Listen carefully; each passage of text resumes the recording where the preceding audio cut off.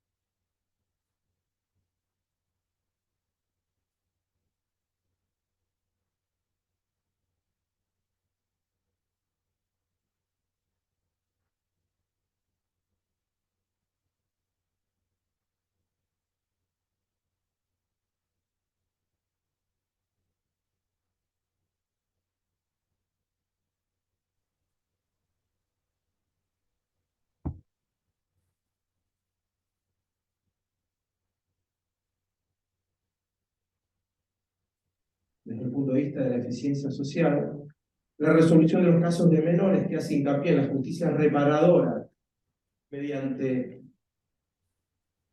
deliberación entre el autor y la víctima y sus familias puede alcanzar el principio de equilibrio y el principio de eficiencia, porque en la deliberación para resolver los conflictos que surjan se podrán tener en cuenta los intereses de todas las partes. El énfasis en el principio de equilibrio está en los intereses de la víctima a través de la oportunidad de expresar su deseo por el sufrimiento o la pérdida experimentada, y si este puede ser sustituido por el autor del crimen o del delito a través de la provisión de una disposición o carga que dé sentido de justicia a la víctima. Como alternativa al derecho penal tradicional, el movimiento de justicia restaurativa se basa, también creo, en una variedad de remedios restitutivos, participación de la víctima y relación víctima-infractor para intentar lograr una resolución que incremente el bienestar social al resolver problemas derivados de actos delictivos, considerando la totalidad de los costes y beneficios de todos los involucrados en el acto criminal.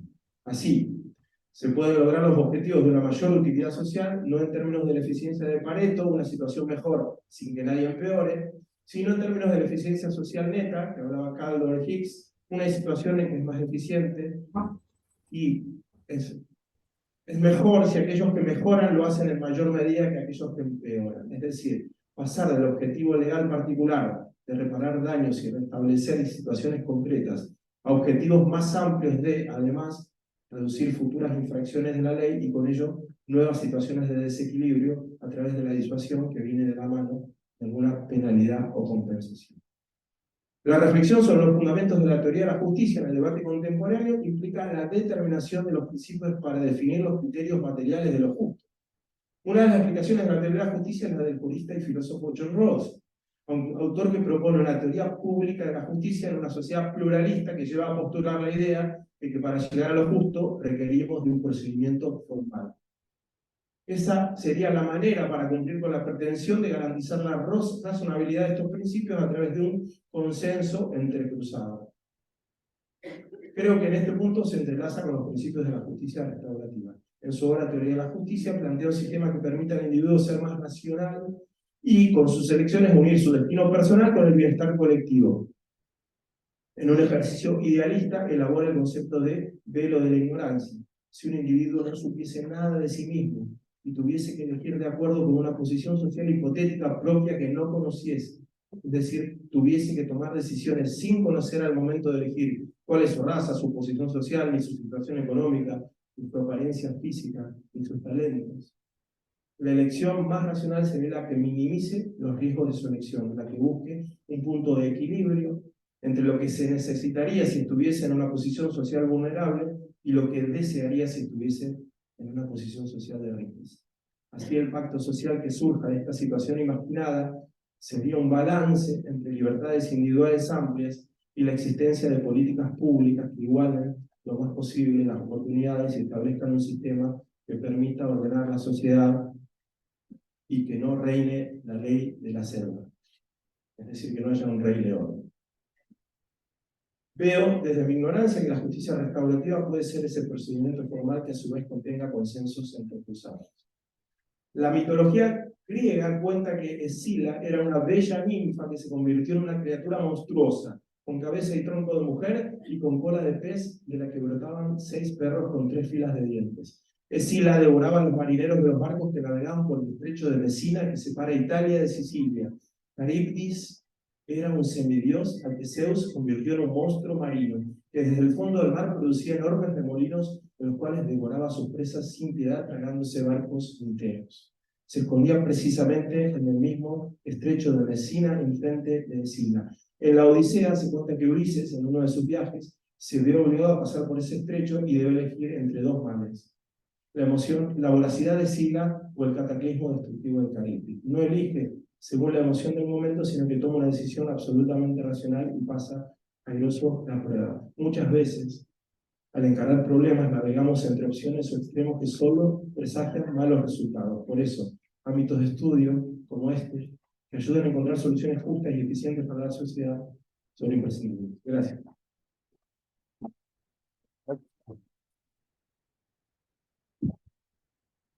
Bueno, muchas gracias. Gracias por la... Sí, ahí hay un par de cositas que me parecen muy interesantes y que ya las voy a tomar ahora porque tienen que ver con estas cuestiones. Bueno, en primer lugar quiero devolverle el teléfono por la... Bueno, muchas gracias. Gracias. Hoy por fin nos vemos. Después de 2 sesiones de estar charlando a través de la pantallita. Ha sido un placer y a los que están por ahí, pues bueno, nada. Muchísimas gracias a todos. Vamos a seguir con el proyecto, con el programa, con la capacitación. Yo quería comenzar la charla de hoy. Quiero trabajar 2 cosas. La primera pensé como una especie de cierre de todo lo que venimos de alguna manera conversando sobre justicia restaurativa. Esto que yo publiqué en un libro que se llama Justicia Juvenil y Prácticas Restaurativas, que son los 20 retos para la justicia restaurativa. Entonces yo quería al menos señalarlos como una manera de cerrar, para entrar ya en un espacio diferente, pero una manera de cerrar la cuestión, la referencia del debate sobre la justicia restaurativa y lo que implica o importa la justicia restaurativa. Para avanzar en la segunda parte de la charla de hoy, en algo que va a ser un pelín más práctico, porque tiene que ver con esa primera vez que un facilitador se sienta con un joven, o se sienta con el victimario, o se sienta con la víctima a conversar. Entonces yo quisiera darles un pequeño primer pantallazo de cómo es esa primera vez. ¿Cómo piensa el facilitador restaurativo que se aproxima a la conversación con la víctima o con el victimario? Digamos, ¿cómo es eso? Quiero decir antes de nada 3 cuestiones y arranco, 3 o 4 cuestiones rapiditas y arranco sobre ellas. La primera cuestión es la siguiente. Creo que es importante tener en cuenta este punto. Justo ayer dando una clase en la maestría de Derecho Penal de la Universidad Austral, yo comencé, digamos, en un ejercicio de confianza absoluta. Estaban todos los alumnos de Derecho Penal ahí en la maestría y vengo a hablar 3 horas de por qué nos sirve el Derecho Penal. Así arranqué ante el impacto generalizado, pero dije, bueno, ya que tengo 3 horas, déjenme que comience diciéndoles en estas 3 horas por qué creo que no sirve el derecho penal. No sirve el derecho penal como lo hemos pensado hasta ahora. Este era el punto que yo quería señalar. Entonces, en esa conversación, hay 3 cosas que me parecen que son importantes, antes de ver esta cuestión, importantes. La primera, hay gran cantidad de estudios que muestran que los sistemas de justicia restaurativa son más beneficiosos y menos costosos que los sistemas puramente punitivos. No es solo que son más beneficiosos en algún sentido de beneficio, son menos costosos.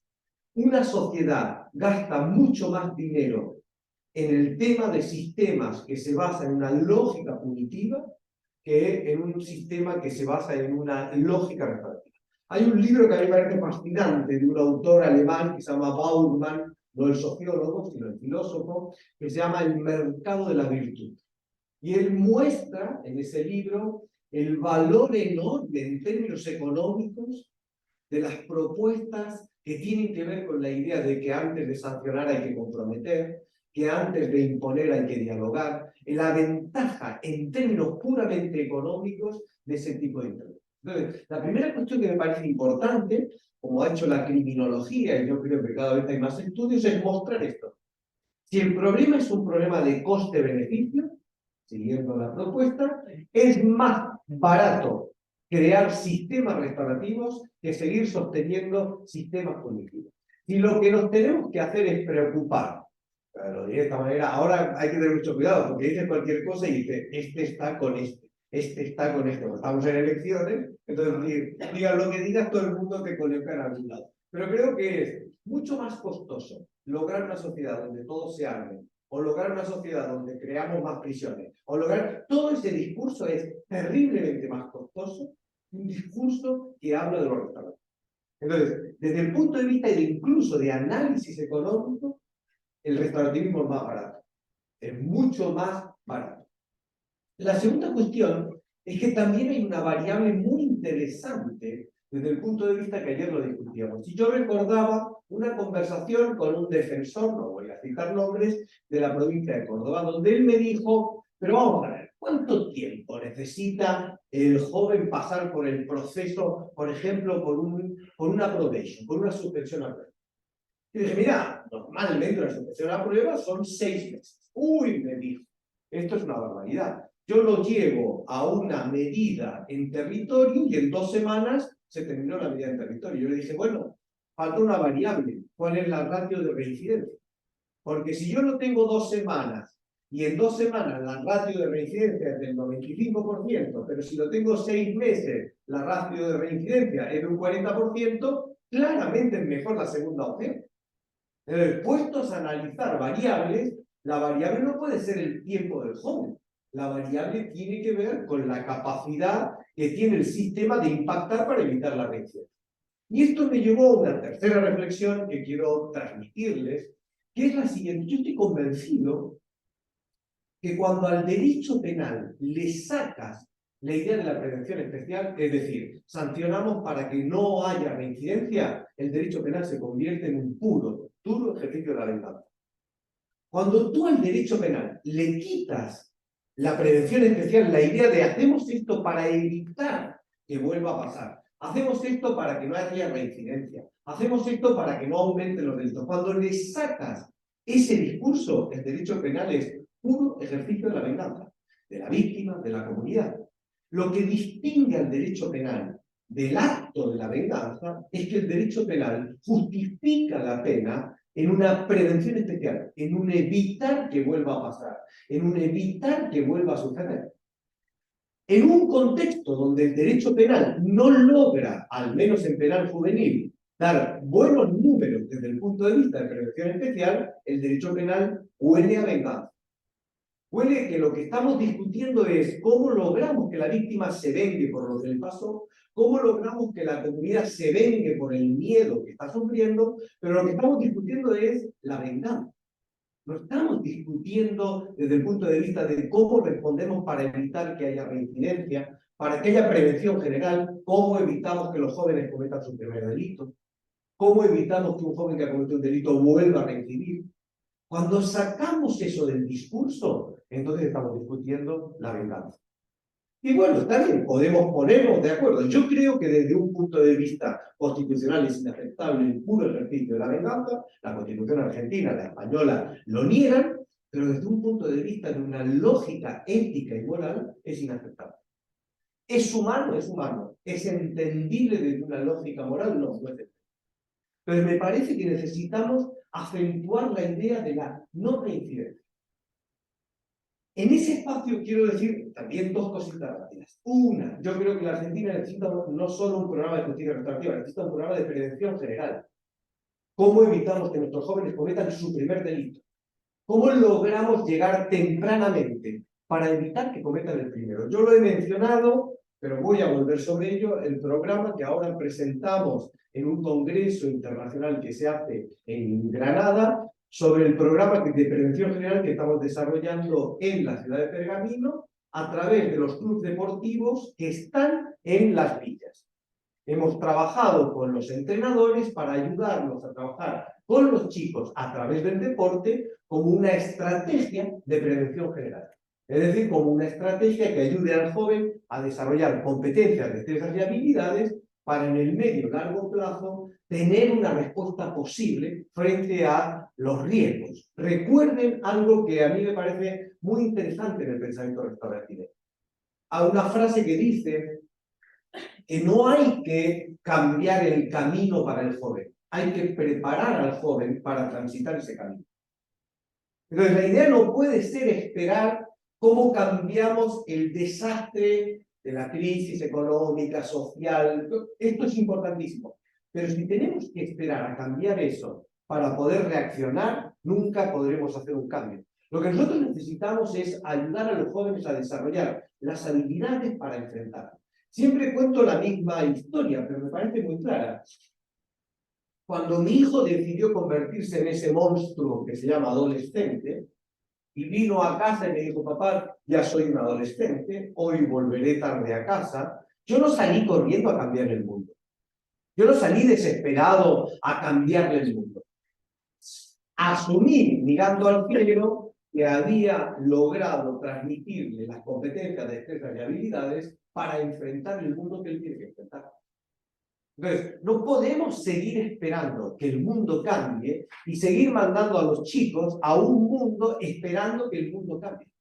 Necesitamos ayudarlos a que desarrollen competencias, destrezas y habilidades para enfrentar ese mundo que es el mundo que ellos quieren. Y si logramos cambiar el mundo, fantástico. Pero si no lo logramos, les habremos echado una mano en sus herramientas para enfrentar esa situación. Por último, recuerden algo que no sé si lo he dicho, pero insisto sobre esto. La justicia restaurativa no es pedir perdón. Ah, no, pidió perdón. No, no es eso. No se trata de pedir perdón. A veces se pone de moda, ¿eh? No, que el chico pida perdón y con eso, no. Siempre digo, mi hijo cuando era pequeño saben que mi hijo es el único caso paradigmático en el que no estoy dispuesto a reconocer que la justicia restaurativa puede hacer algo. Yo creo que mi hijo es el caso paradigmático que un buen palo a tiempo cambia todo.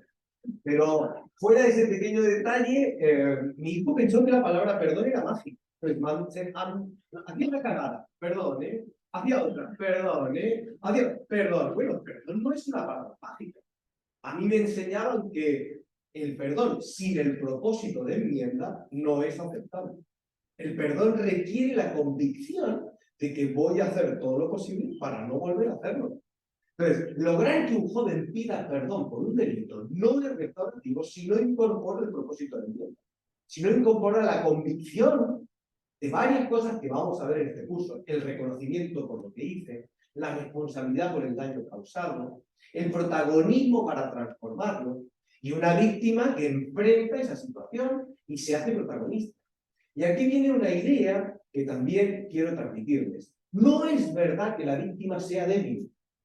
Esta convicción de la victimología moderna niega la convicción de que la víctima es débil, está indefensa. Esa caracterización de las víctimas es un error. La víctima no tiene por qué ser indefectiblemente ni débil ni está indefensa. Hay víctimas que reclaman su lugar en la conversación con el joven, su espacio para decirle lo que piensan, su lugar para hablar desde su daño y desde su dolor. Creo que les mencioné el documental que está en Netflix sobre el fin de ETA, sobre el fin de la banda terrorista, donde aparece la esposa de Ramón Jáuregui al lado del asesino de su marido. Y cuando le preguntan a ella, ¿y por qué aceptó usted participar e ir a hablar con el que mató a su marido? Ella dijo, porque fue la única manera de darle sentido a la muerte de mi marido. La víctima le da sentido muchas veces a tanto en el encuentro con el victimario. Y el facilitador restaurativo tiene que ser consciente de que ese encuentro, ese intercambio, reposiciona y legitima a la víctima. ¿Es necesario, y ahí viene la segunda afirmación, ¿es necesario que siempre haya encuentro? No. Lo decidirán ustedes como facilitadores restaurativos. Hay jóvenes a los que encontrar a la víctima cambia su dinámica. Y hay jóvenes en que al encontrar a la víctima van para atrás. Esa es una decisión estratégica que el facilitador tiene que tener. ¿Traigo o no traigo a la mesa a la víctima? Yo puedo desarrollar una estrategia restaurativa exitosa sin la víctima. Puedo trabajar con el victimario, el reconocimiento, ya lo veremos, el reconocimiento, la responsabilización y el ánimo restaurativo, y con la víctima, por otro lado, la inteligencia emocional, su legitimación y el ánimo participativo. Pero no necesito sentarnos juntos, porque la restauración no es mediación. Esto es un punto importante a no confundir. Hay una diferencia fundamental entre una dinámica, hay muchas, pero hay una que es fundamental. La mediación, que tiene toda una cantidad de beneficios, historias importantes, la mediación fue, de alguna manera, una respuesta que decía algo como lo siguiente: bueno, ustedes ocúpense del litigio y me dejan un lugar que yo me ocupo de intervenir en mediación. Pero la mediación funcionó no entrando al debate con la justicia, sino ocupando un lugar. Fíjense que hablamos de medidas alternativas, complementarias. La justicia restaurativa le dice a la justicia: lo que haces está mal, es incorrecto, es inaceptable y no funciona. La justicia restaurativa no es alternativa, no es complementaria, es sustitutiva. Lo que viene a decirle a la justicia es: no funciona. Entonces hay una diferencia importante entre una defensa de una herramienta llamada mediación y la defensa de un sistema que pretende sustituir el sistema vigente, que es la justicia restaurativa. Entonces, no se trata de, bueno, déjame un lugar, no, se trata, apártate que te llevo puesto. Eso es lo que le discute la justicia restaurativa en este espacio. Entonces, la justicia restaurativa no es un espacio de mediación entre víctima y victimario. Es un espacio que puede o no tener un encuentro entre víctima y victimario, pero se puede hacer justicia restaurativa sin necesidad de sentarlos a los dos a la misma mesa. Y eso es el impacto importante. Recuerden también, para mí justicia restaurativa es fundamentalmente pedagogía. Esa es la gran palabra del restaurativismo. Pedagogía, enseñar, lograr que el joven lo vea. ¿Saben la cara del joven cuando puede detectar el daño que ha generado? ¿Cómo se le cambia la cara cuando entiende el daño que generó? Cuando comprende ese daño. O una víctima cuando comprende que quien le causó el daño tiene las características de cualquier otro ser humano que transita por la calle. Eso es lo que hace el restaurativismo. Crear ese espacio de intercambio pedagógico, de reconocimiento reflexivo del joven por un lado, del victimario por un lado, de la víctima por otro, y sí, son juntos, y si no van por separado. Pero esa idea de la intervención reflexiva me parece un espacio fundamental. Dicho esto, voy a ir rapidito con estas cuestiones que me parece que pueden servir como para aclarar algún tema de estas características. A ver, está desconectado. Está desconectado, entonces... ¿Con el mouse? No, sí, perfecto. Vamos a ver. Yo le voy dando. A ver, ahí va. Muy bien. Yo solo paso todo esto, pero solo que sirva para terminar de aclarar este debate de qué es restaurativista, qué no es restaurativista. Recuerden, el restaurativismo le dice al punitivista: usted se equivoca si piensa que la respuesta es la sanción, y le dice al garantista: usted se equivoca si piensa que no hay respuesta posible. Los dos se equivocan. Le dice a aquellos que creen que el derecho tiene que ser la protección del victimario: usted se equivoca, y a aquellos que creen que tiene que haber un derecho que proteja a la víctima: ustedes se equivocan. Lo que el derecho protege es la relación en un contexto, en una comunidad. No puede haber una visión restaurativa que usa al victimario como una estrategia para lograr que la víctima se sienta satisfecha, ni puede haber un restaurativismo si usamos a la víctima como un medio para salvar al víctima. En la versión kantiana, las personas son fines, no pueden ser medios. Y esta es la versión del restaurativismo. Primero, lo que quiero decirles es que la justicia restaurativa no es un paso de perfeccionamiento de la justicia retributiva. Esto no se trata de que no hemos castigado suficiente o que no estamos castigando de manera acertada. Todo se escucha, digamos. Hay gente que dice, no, yo estoy muy restaurativista porque creo que hay que encontrarle la vuelta a cómo castigamos. Bueno, no es eso, el restaurativismo no discute desde esa lógica. El restaurativismo no dice que hay que castigar desde el punto de vista de otra manera. Lo que el restaurativismo dice es que una sanción sirve solo si produce una transformación en las dinámicas y en el comportamiento del victimario y del víctima. Si no produce ninguna transformación, el mero acto sancionador no es interesante. Por eso, el restaurativismo no es un discurso sobre eficiencia, es un discurso sobre eficacia, que distinguen los economistas y me parece interesante. Lo que el restaurativismo dice no es que tenemos que aprender a castigar mejor. Lo que dice el restaurativismo es que hay que discutir cuándo el castigo sirve a los fines transformadores del delito. Y si no sirve, busquemos otra manera. Pero no sigamos castigando cuando estamos viendo que no producimos ninguna transformación. Segunda, la justicia restaurativa no se trata de volver a viejos sistemas. Esto seguro que no, en mi época los valores, claro, ya nos educamos en valores. Aquí lo que faltan son valores, y valores para arriba y valores para abajo. Yo siempre cuento, no sé si la he contado, pero la voy a volver a contar, una anécdota que yo sufrí en México. Yo siempre les decía a mis alumnos esto de seguro que aquí alguna vez han escuchado la frase aquí lo que faltan son, y mis alumnos decían valores. Estaban tan acostumbrados a que todo el mundo les decía, no, en mi época los valores, cuando yo estudiaba los valores eran importantes, para ustedes, los jóvenes, ya no son lo que eran. Bueno, entonces una vez en México se me ocurrió hacer el mismo experimento. Entonces yo dije, había una sala en Guadalajara, en la Corte Suprema de Guadalajara. Hay un montón de personas que, bueno, alguna vez han escuchado la frase que dice, aquí lo que faltan son, y todos gritaron, ¡huevos! Claro, no sabía qué decir.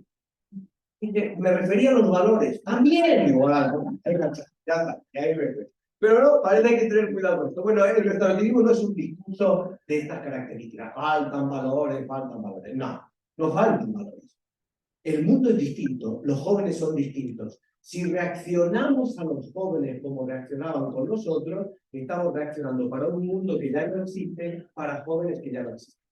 Pero lo que nosotros tenemos que hacer es entender y entender que su dinámica es una dinámica bien distinta porque su mundo es distinto. Y una cuestión que me parece muy importante. El restaurativismo reclama ocupar todos los espacios. El restaurativismo no dice, bueno, pongamos jueces restaurativos con fiscales retributivos, o pongamos defensores restaurativos con fiscales retributivos. El restaurativismo lo que dice es, hay que desplegar la conceptualización del restaurativismo en todos los espacios del Estado. Hay que trabajar desde una lógica restaurativa en todos los espacios. No se trata de crear espacios restaurativos que conviven con espacios puramente punitivos o retributivos. Se trata de pensar restaurativamente la totalidad del sistema. Por eso, por ejemplo, en Córdoba se formó un equipo de policías para que aprendiesen a trabajar restaurativamente con los jóvenes. Porque si yo tengo todo un sistema restaurativo y después tengo todo un sistema policial que es puramente retributivo y punitivista, no va a funcionar. La lógica del pensamiento restaurativo es, nosotros venimos a sustituir, venimos a dar una respuesta diferente ante la situación. Así que para mí, la visión del restaurativista, el restaurativismo no es una moda pasajera. No se trata de algo que está de moda. Se trata de un modelo de respuesta que además, como insisto en varios lugares, empíricamente ya acreditado que produce mejores resultados de no reincidencia que el modelo puramente punitivo. Ya hay muchos estudios que ponen encima de la mesa que el pensamiento restaurativo sirve mejor a los objetivos de la prevención especial, de la no reincidencia del menor, frente al punitivismo clásico.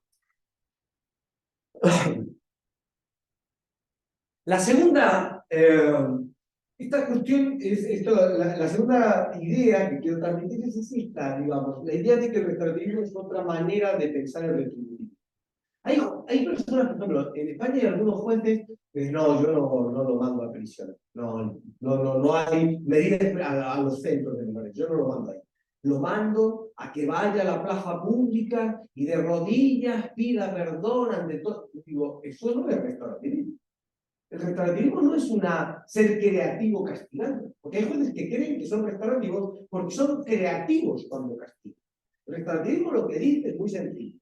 Si la medida sancionadora, sea cual sea esta, no puede ser vinculada con el proceso transformador del joven, no sirve. No importa si yo castigo de una manera o castigo de otra. Creo que alguna vez les conté, había una vez un profesor que me dijo en una charla, mire, yo tengo un chico que llega siempre tarde.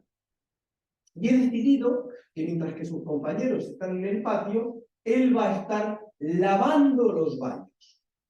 Pero yo no lo castigo sin el patio, me dijo él. Sí, estaba sorprendido y me dijo, ¿usted cree que esto es restaurativo? Yo le dije, si usted logra explicarme cómo lavar los baños le permite a él entender que llegar tarde es una falta de respeto a sus compañeros, es perfectamente restaurativo. Ahora, si usted no puede conectar estas dos ideas, no hay nada restaurativo. Ser restaurativo no es ser creativos castigando.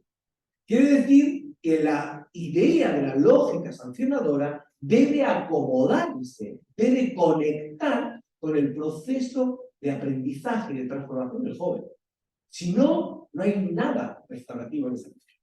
Entonces, primera cuestión, ser restaurativo no es castigar de una manera más civilina o innovadora. No es eso ser restaurativo. Segundo, no se trata de hacer transitar al victimario y a la víctima por diferentes espacios. Hoy se ha puesto de moda en muchos tribunales. El chico aún no entró y los jueces, los fiscales de los ya están pensando a quién se lo van a mandar. Y aún no entró y ya está todo el mundo, a ver, ¿cómo lo pateo? ¿A dónde mando? Porque aquí no funciona. Claro, bueno, hagamos los cargos. Si no funciona, hagamos que funcione. Pero ¿cómo va a ser que el problema es a quién se lo tiro? Es medio absurdo.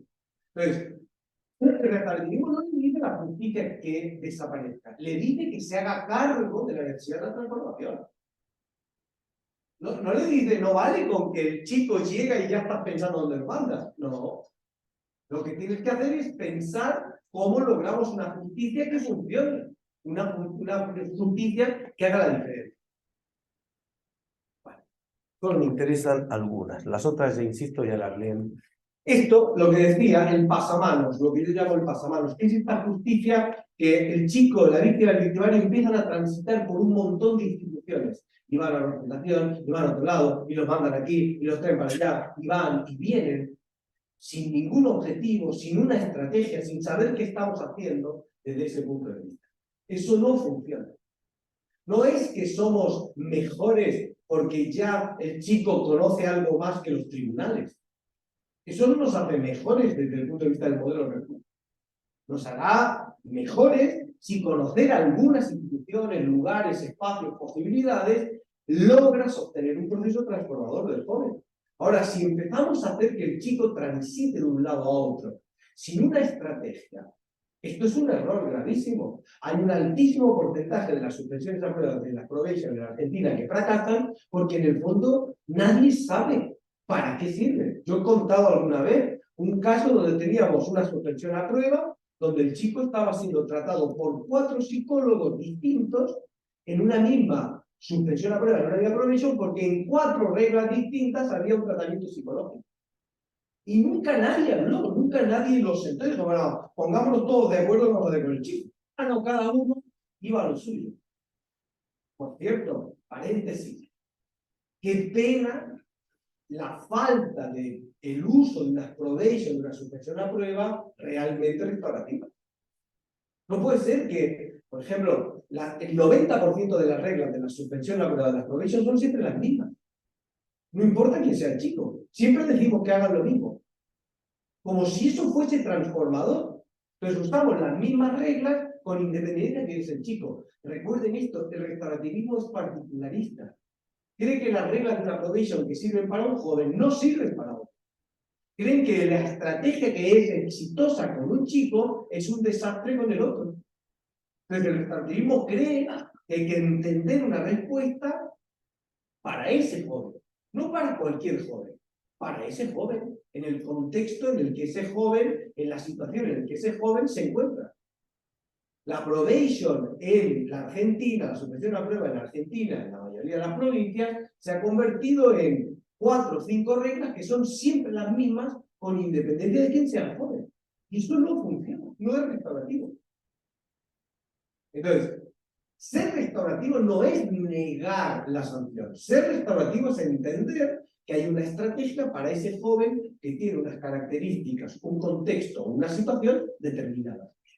Y el facilitador lo que hace es comprender, ahora lo vamos a ver, interactuando, cuál es la situación en la que el joven está, cuál es la situación en la que el joven llega al acto ilícito. Pero eso me parece realmente, digamos, importante. Bueno, una más y pasamos a la otra cuestión que me parece importante. No se trata de parchear. ¿Han visto esto que dice? Bueno, para los no punibles todo restaurativo. Ahora, los punibles los reventamos a todos contra la pared.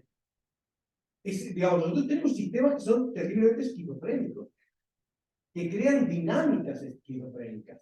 Pues yo te digo, no, para esto sí, pero para estos no. Aquellos, nada. Por ejemplo, llega el chico, no, no punible, nada, mándelo de nuevo con la familia. Pero ¿cómo le manda con la familia si la familia es la que lo alienta a cometer el delito? No, nosotros con eso nada. Ahora, como tenga 16 años, lo reviento contra la pared. Pero, oiga, de nuevo volvemos a la misma historia. Entre reventarlo contra la pared y no hacer nada, no habrá un millón de cosas que podemos hacer después de ello. Entonces, el restaurativismo lo que le reclama es esta idea de no jugar al parche. Es decir, pensemos todos un modelo restaurativo. Creo que alguna vez ya lo dije, volveremos sobre esto, pero, por ejemplo, una idea importante del sistema es que tiene que haber una respuesta restaurativa, por ejemplo, para jóvenes punibles tiene que haber una respuesta restaurativa. Para jóvenes no punibles tiene que haber una respuesta restaurativa. Para jóvenes que están cumpliendo una medida privativa de libertad en un centro, tiene que haber una medida restaurativa. Es más, para jóvenes que tienen 18, 19, 20 años y están en una prisión, también es aconsejable una medida restaurativa. Ahora, si empezamos, este sí, este no, para este con todo, para este nada, tenemos un problema entre manos. Entonces, la idea es que pensemos restaurativamente el sistema, no que hagamos una parte de respuesta restaurativa dentro del sistema. Si queremos reducir los niveles de delincuencia, tenemos que crear un sistema que sea integralmente restaurativo, no parcialmente restaurativo. Muy bien. En ese modelo, un aspecto muy importante, le voy a pedir a Gregorio si me pone la otra, por favor. En ese modelo, un aspecto muy importante es ese primer contacto con el joven, o con la joven. Con el victimario o con la víctima. ¿Qué pasa esa primera vez que yo me siento a hablar con victimario o me siento a hablar con víctima que alguien ha decidido, ya veremos cuándo, dónde, cómo, alguien ha decidido que debe ser o debe tener una respuesta restaurativa, un trabajo restaurativo? Lo primero que quiero señalarles es, esa conversación puede darse en cualquier lugar, para cualquier tipo de situación, y en mi opinión, para cualquier tipo de delito. Es curiosa, entiendo, pero es muy interesante porque tú discutes, defiendes el restaurativismo y alguien siempre te dice, bueno, ¿y si lo mató? No sé por qué esa manía de discutir sobre el 3% de la delincuencia juvenil de la Argentina. O sea, todo el mundo está más pendiente de si el restaurativismo, ¿qué va a hacer con el asesino? Y nadie pregunta, bueno, ¿y el 97% de los otros que no son asesinos? Pues todo el mundo rápidamente da el salto a la delincuencia de alta intensidad, que por cierto, insisto, es terriblemente minoritaria, desde el punto de vista del volumen de delincuencia que tenemos. Por eso pienso, sea cual sea el delito que cometió, sea cual sea el momento en el que se produce la derivación al espacio restaurativo, hay veces que se produce, por ejemplo, con un no punible, la derivación al espacio restaurativo se produce antes de iniciar la institucionalización de la respuesta institucionalizada, porque como la causa va a ser archivada o sobreseída, bueno, ahí el juez puede decir, el fiscal, el defensor, el juez puede decir, bueno, mire, yo voy a archivar la causa, pero a mí me parece interesante que el joven transite hacia un espacio restaurativo. Una de las cosas que me parece interesante es cómo funciona hoy la situación? Funciona de la siguiente manera. El joven comete un delito, es menor, no es punible. ¿Qué hace el juez? El fiscal y el defensor archivan o sobresean la causa. ¿Qué le pasa al chico? Aprende algo maravilloso. Puedo hacer lo que me dé la gana. Esto es fantástico. Aquí no pasa nunca nada. Yo hago algo, lo saben que lo he hecho, mira, no pasó nada. Por lo menos tú vas a gritar y el fiscal te dice, no, espérate que cumpla 16. No, cuando cumpla 16 está en el barco. Si tengo que esperar a que cumpla 16, este chico ha perfeccionado su currículum. Ya lo quiero ir al Capone, el currículum de este chico. Cuando yo tenga 16, diga, ahora me ocupo. Entonces, es impresionante porque nosotros creamos una lógica que es terriblemente perversa. Por ejemplo, la posibilidad de que cuando su señoría va a archivar la causa, convoque a una reunión, no en el marco de tribunales, pero sí en un marco donde el juez le dice al chico y a su familia, mire usted, yo voy a archivar la causa, pero le presento a su facilitador restaurativo, que es el que va a trabajar con usted y con el chico, eso que es una especie de pre-trial, que a nosotros nos parece muy interesante, es terriblemente exitoso. Pasa de la siguiente manera. El juez dice, yo archivo la causa. A ver, los de justicia restaurativa, que se ocupen. Claro, cuando los de justicia restaurativa va a buscar al chico que le archivó la causa al juez, nosotros perdemos al 80% de los chicos. Porque el chico dice, yo no voy, no me pasa nada. ¿Para qué voy a ir? ¿A dónde voy a ir? Ahora, si hay una reunión donde está el defensor, donde está el juez, el defensor le dice al chico, mira, ir al espacio restaurativo puede ser interesante para ti. El juez le dice, yo le archivo la causa, pero es interesante que ahí tiene a su facilitador y el joven ya sabe quién es el facilitador restaurativo con el que va a trabajar y la familia lo sabe, produce una transformación enorme en las dinámicas. El chico tiene una continuidad de respuesta del sistema. No que es lo que nos pasa ahora, que archivamos la causa y ahora vete todo a encontrarnos si lo encuentro. Entonces, esa lógica produce una dinámica terrible. Así que, ¿no archivaba la causa? Bueno, ¿se va a archivar la causa? ¿Se va a sobreseer? No, trabajemos restaurativamente esa primera reunión en un espacio donde se pueda compasar o se pueda trabajar con el joven. Estamos trabajando, llega un caso a través de una provisión, una suspensión a prueba, su señoría dice como una de las reglas que el joven ingrese en el espacio restaurativo. O el fiscal dice, en virtud del principio de oportunidad, ¿cierto? En virtud de todos los tratados internacionales firmados por la Argentina, que a veces esto parece que se olvida, pero la Argentina ha firmado todos los tratados internacionales sobre justicia restaurativa. O sea, no es que como la Constitución, no es que como la Constitución, no, es que yo no, la Constitución no lo dice. No, mira, me parece muy bien, pero todos los tratados internacionales firmados por la Argentina dicen que usted lo tiene que hacer. No, es que como dijo, yo recuerdo siempre una anécdota que me contaba una jueza. Había un juez en España que le recurrían siempre todas las sentencias, porque estaban sentencias que eran inconstitucionales. Así que cuando llegaba a la cámara arriba, cámara le ejecutada, todo para abajo, todo para abajo.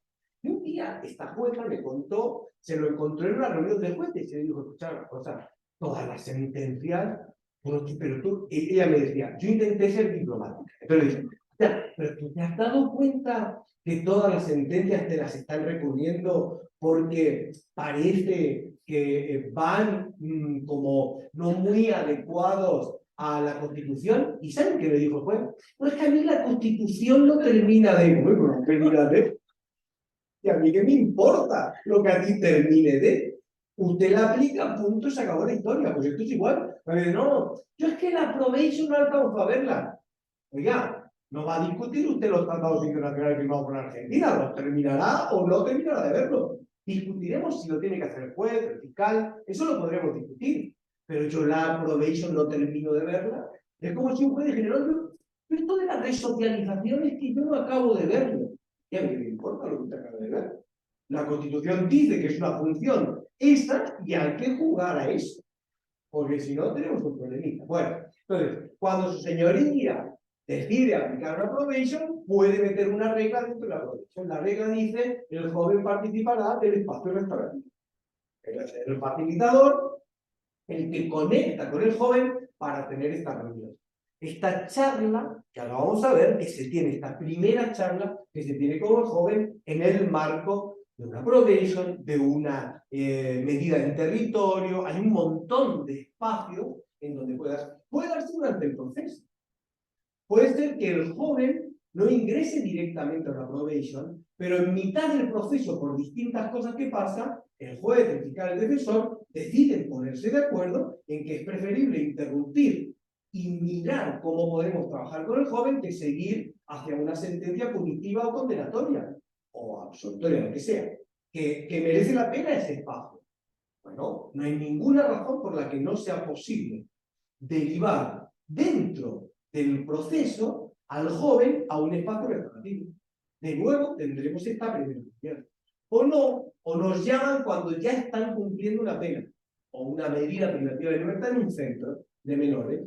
Bueno, ahí tendremos esta primera charla, esta primera conversación. Sea cuando sea, con quien sea, cual el delito que sea, nosotros vamos a tener esta primera conversación con este joven en conflicto con la ley penal, con el victimario, y esta primera conversación, si fuese el caso, con víctima. No me va a dar tiempo, no se preocupen, vamos a ir viendo todo esto en las próximas charlas. De hecho, le he pedido a Luciana, con la que trabaja igual que Romina conmigo, que en la parte técnica ella tome uno de los módulos y vamos a hablar algunas cuestiones sobre técnica. Pero sí quisiera dedicarme un poco en esta charla de hoy a estas primeras 4 cuestiones. Vamos a ver más adelante, insisto, intervenciones reales, grabadas, reales. Yo suelo pasar las mías para no poner a nadie en evidencia y sobre todo suelo pasar las mías donde metí la pata, para que se vea cómo es la metedura de pata de cualquier facilitador restaurativo, porque esto no es fácil. Entonces, bueno, es muy importante. Yo siempre me parece razonable, me parece fair play. Yo le muestro, bueno, mira, esto que vas a ver aquí, no debes hacerlo nunca. Pero lo dice usted, sí, pero no debes hacerlo nunca, porque está mal hecho. Entonces eso me parece importante. Ya lo vamos a ir viendo algunas cuestiones. ¿Por qué es tan importante ese primer momento con el joven en conflicto con la libertad o con la víctima? ¿Por qué es tan relevante cómo conectamos ahí? Bueno, yo les pongo 3 razones que me parecen fundamentales. Ese primer momento va a dirimir prácticamente la credibilidad y confiabilidad del joven con el sistema. Un facilitador que no conecta bien en ese primer momento, después tiene, como ustedes dirían, permítanme que lo diga en una expresión técnica argentina, que remar en dulce de leche para llevarlo para adelante. Como ese primer momento no conecten bien, además los chicos tienen un olfato, ahora lo vamos a ver. Si usted se posiciona de una manera muy impostada, graciosillo, divertido, pero en el fondo no lo es, porque es más soso que chupar un clavo, el chico se da cuenta. Y se da cuenta, y lo huele, y le va a jugar en contra. Entonces, es muy importante ese momento porque va a definir la credibilidad y confiabilidad del operador frente al joven. También frente a la víctima. Entonces, es muy relevante la manera en que yo conecto en esta primera intervención. ¿Cómo hablo? ¿Desde dónde hablo? ¿Cómo le hablo? Va a ser fundamental para empezar a cimentar una interacción, una relación que sea creíble y confiable. Y recuerden esto, la intervención tanto con víctima como con victimario, el sistema restaurativo reclama que el facilitador logre esa credibilidad y confiabilidad. Muchas veces los chicos, sobre todo en probation, vienen porque saben que si no vienen tienen un problema. Eso no pasa cuando es un joven inimputable. Pero cuando es un joven que está en la probation, sabe que para él es determinante. Porque la probation puede significar, por ejemplo, que no quede rastro de lo que pasó. Entonces, para ellos hay mucho en juego. Así que muchas veces vienen, no porque quieren, sino porque saben que si no vienen se meten en un lío. Además hay jueces a los que les molesta enormemente que habiendo ofertado la probation, o fiscales que habiendo ofertado la probation, el chico no la aprovecha. Esto sienta mal. Entonces, el joven sabe que tiene que hacer el mejor esfuerzo para tirar adelante con la probation. No importa Él vendrá obligado, pero es mi función como facilitador lograr un espacio de confiabilidad y credibilidad que haga que venga después porque quiere venir. Yo debo convertir esta obligación en venir en unas ganas de estar. Esa es mi responsabilidad. Si yo me quedo solo en la lógica del joven, del público cautivo, porque no tiene opción de decir no vengo, es la tasa de reincidencia no la voy a lograr bajar. El chico vendrá, pasará el espacio, pero en cuanto termine la probation, si logra lo que quiso, van a ver que va a volver a delinquir. La idea fundamental es que yo logre esa credibilidad y confiabilidad. Segunda cuestión importante. Esa primera entrevista sirve para definir el rol que cada uno va a desarrollar a lo largo del programa. Es el momento en donde él aprende qué yo espero de él y yo aprendo qué espera de mí. Él aprende qué es el papel que va a jugar, ya lo vamos a ver. Frases como, no importa cuánto me comprometa yo, si tú lo empujas, este espacio no funciona. Esta frase lo que le está diciendo es que a diferencia de lo que le pasa en un proceso judicial, donde no hace falta que haga nada, porque su señoría decide, el fiscal decide, su defensor decide, pero él no decide nada, en este espacio, si él no motoriza el espacio restaurativo no funciona. Y ese es un momento en donde, para mí es importantísimo, porque empieza a pergeñar la gran palabra del restaurativo, el protagonismo. Tú no solo eres protagonista cuando logres restaurar, tú empiezas a ser protagonista para sostener este espacio. Así que no esperes que yo lo motorice. Yo te acompaño dentro del espacio, pero empieza a asumir tu rol. ¿Cuál es? El ser protagonista y el ser activo en este espacio. Entonces ahí empieza esta cuestión, en esta primera charla, de pergeñar, de interactuar precisamente y definir qué rol ocupa cada uno. Y la tercera cuestión importante de esta reunión, de esta primera intervención, es que de alguna manera definen las reglas del juego. Nos dicen en qué consiste el juego, a qué vamos a jugar, cómo es el juego y cuáles son los principios a los que yo quiero jugar. Ahora lo vamos a ver. De alguna manera, el conjunto de principios que rige la intervención restaurativa puede ser más o menos definidos hacia un lado o hacia otro según cómo se sienta el facilitador. Hay facilitadores que comienzan siendo muy constreñidores del joven para ir soltando poco a poco y él se sienta cada vez más cómodo, más protagonista, y hay facilitadores que de entrada le tiran todo el protagonismo para que él se haga cargo ya desde el principio. Esto tiene más que ver con la personalidad del facilitador que con la personalidad del joven. Tiene que ver en dónde se sienten ustedes más cómodos, dónde y cómo se sienten más seguros. Y este es un punto clave. Un facilitador inseguro, el chico lo huele en 2 minutos. Un facilitador incómodo, el chico se da cuenta en 2 minutos. Entonces, encuentren la manera en donde su interacción del juego al que quieren jugar con el joven les hace sentirse cómodos, les hace sentirse seguros. No entren a jugar a juego, esto también lo aparta mucho, por ejemplo, de algunos espacios de mediación, que son a veces tan constreñidos, tan estructurados, a pesar de que siempre dijimos que la mediación era no estructurada, la hemos estructurado tanto, que es tan encorsetada que es muy difícil. Pues, no, esto no es mediar. No, esto no es neutralidad. No, esto no es imparcial. Bueno, no es nada. Entonces. Decían ustedes cómo se sienten más cómodos. Porque la comodidad de la intervención del facilitador es un elemento fundamental.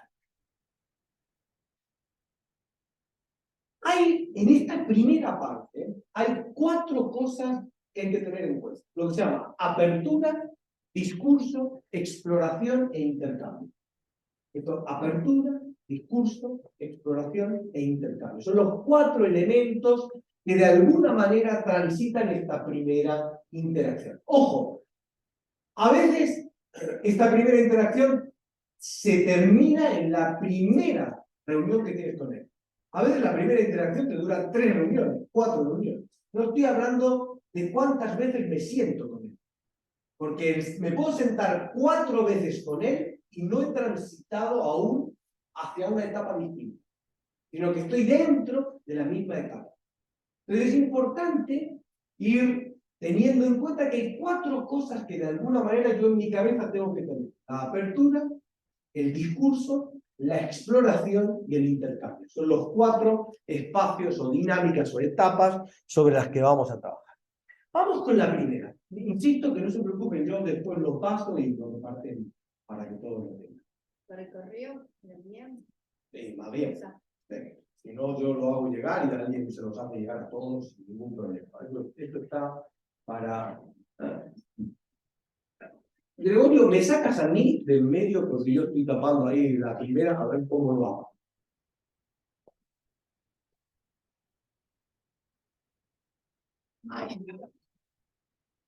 Desplácese. Ahí está. Primera cuestión, importante. No improvisen. La improvisación es el enemigo del facilitador. Debe parecer natural, pero no es una improvisación. El facilitador no improvisa. Por ejemplo, yo paso mucho tiempo, o he pasado mucho tiempo pensando cuál es la mejor manera de presentarme ante un joven. Y he dedicado mucho tiempo a pensarlo, desde qué lugar me presento.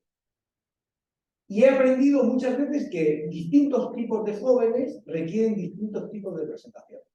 Por ejemplo, un joven, por ejemplo, son tips, pero esto ya va con cada uno. El joven entra en cámara, como las intervenciones las nuestras se hacen en cámara de gente, hay jóvenes que entran en cámara de gente, ven el cristal y agachan la cabeza y ya los ves que quedan totalmente impactados.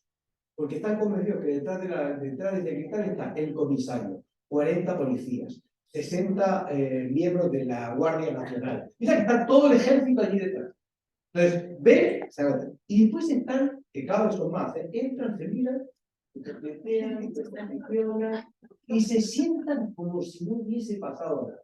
Bueno, eso ya te marca si tú vas a trabajar con un joven con una dinámica introvertida o con un joven con una dinámica extrovertida. Y eso significa que cómo me voy a presentar va a variar de uno u otro. Hay jóvenes, ya vamos a ver algunas grabaciones, que para que digan, pasa toda una eternidad de tiempo, porque no dicen nada. Y lo remas, y le dices, y lo remas, no sé qué.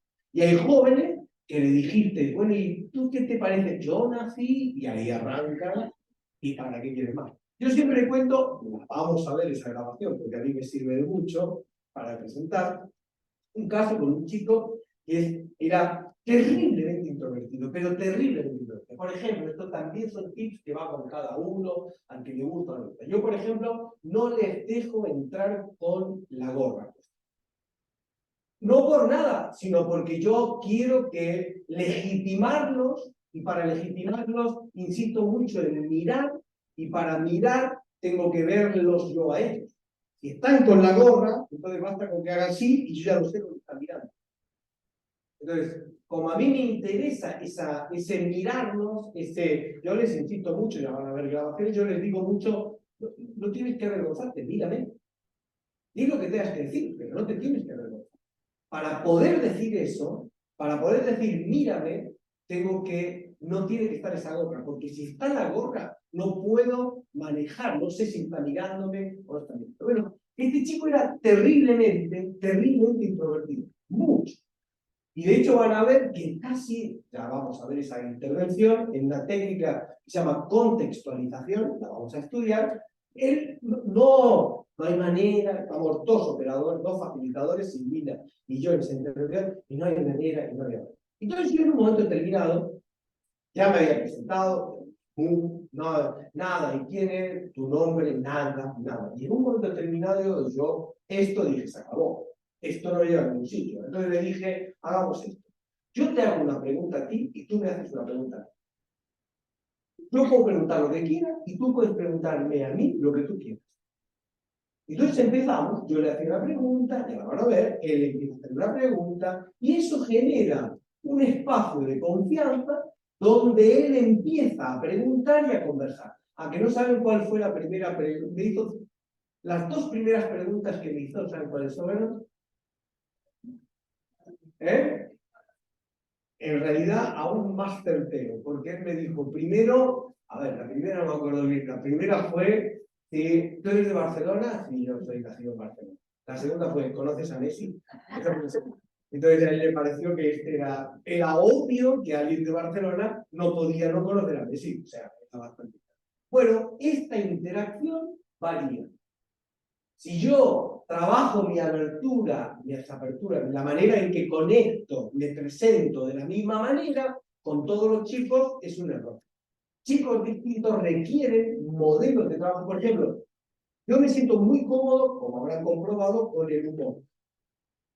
A mí me parece que el humor me parece la gran herramienta que desestructura. Me parece que es algo que ayuda rápidamente a componer ese espacio tenso. Ellos saben que han venido porque se han mandado una cagada, saben que han venido porque tienen un problema, saben que están ahí, creen que tú eres la justicia, creen que eres el juez encubierto que los va a condenar. Entonces, el uso del humor desestructura. Cada uno tiene... Ahora, si ustedes son más aburridos, no usen el humor porque se dan cuenta. Entonces es muy importante la manera en que ustedes construyen esta primera conversación. Pero no improvisen, no improvisen. Además es una falta de respeto. El facilitador que improvisa le está perdiendo el respeto al victimario y a la víctima. Trabajar, nosotros decimos que no es aceptable la entrada al cielo. Uno no puede entrar a hablar con un joven en un espacio restaurativo y no estar preparado. Y no haber preparado. Es como un cirujano que entra a operar y, bueno, ¿y de qué se trata esto? Yo me levanto y salgo porque. Entonces, no es bueno la improvisación. Hay una serie de preguntas que son claras. Una, la cuestión que tiene que ver por qué están aquí, esta dinámica del por qué están aquí, lo cual no quiere decir que aquí vamos a discutir el delito que cometieron. Esto hay que tener cuidado. Ellos tienen que saber por qué están aquí, lo cual no quiere decir que todo lo que vamos a dividir aquí es el delito que han cometido. Ya lo vimos el otro día. A nosotros nos tiran un joven con un delito y nosotros vamos a trabajar con un joven con un conflicto, con un problema. Es distinto.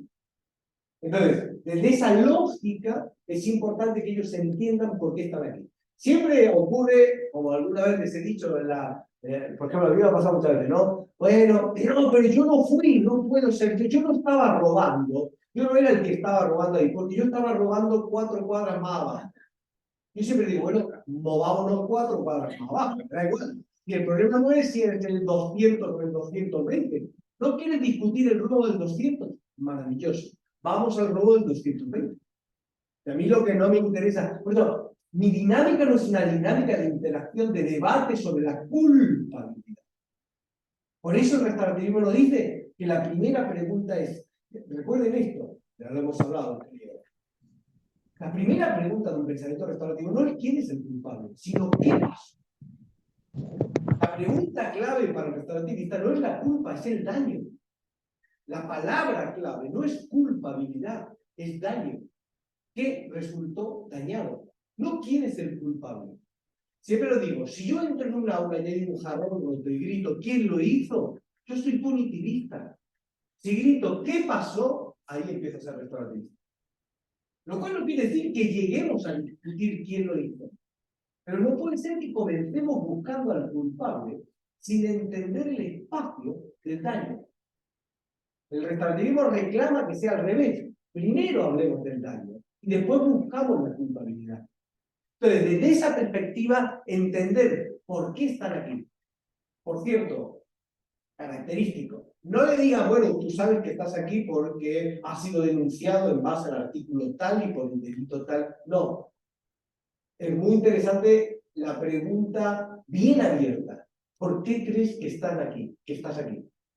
Porque la cantidad de información que empieza a aparecer en esa conversación es enorme. Es enorme, porque los chicos a veces creen que están por cosas insospechadas, increíbles. Y esto para ti es mucha información. Entonces, un espacio interesante es el por qué creen que están aquí. Segundo, ¿qué es lo que se hará aquí? ¿Qué es lo que aquí va a pasar? Cuestiones como, piénsenlo, sobre todo, tanto con víctima como con victimario, desde el punto de vista de víctima, muchas veces las expectativas. Por ejemplo, la víctima cree que lo que va a pasar aquí es que usted se va a encargar de que ese chico pague por lo que hizo. Y yo no estoy ahí para hacer pagar a nadie. Entonces, es muy importante, es tan importante desestructurar expectativas como recomponer miedos en el joven. El joven cree que usted es el juez encubierto. El joven cree que está ahí. Entonces, por eso su discurso es un discurso de inocencia. Yo no fui. Es este discurso en ese espacio. Entonces, desde esa lógica es muy importante en la interacción esta cuestión del por qué. Digo, perdón, ¿qué es lo que va a pasar aquí y qué no es lo que va a pasar aquí?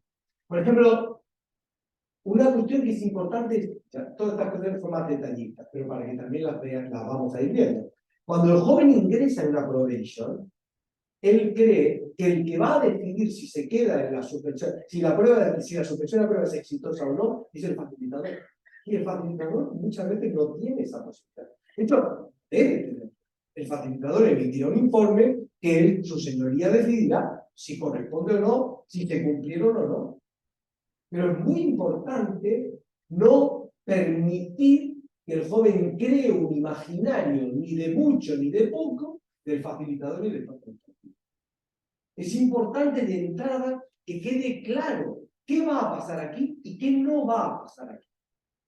Y es bueno que él lo tenga claro desde ese punto de vista. Y el último, ¿qué es lo que estamos buscando? ¿Qué es lo que buscamos conseguir aquí? Yo muchas veces lo que les digo es, mira, yo lo que busco es que conversemos. Que hablemos. De lo que quieras, como quieras, desde donde quieras. Ya hablar es un gran cambio. La mayoría de estos chicos llevan toda una vida donde nunca un adulto se sentó a hablar con ellos. Así que ya que el mero hecho de que un adulto les diga, mira, a mí lo que me interesa es hablar. Solo eso ya es terriblemente impactante para ellos. Entonces es muy importante que se lo transmitamos. Es importante que pongamos en valor la decisión de ellos de estar hoy aquí. Aun cuando sea porque vinieron porque hay una probation, pero poner en valor que él está o ella está hoy aquí. Esa lógica de la conversación me parece muy importante.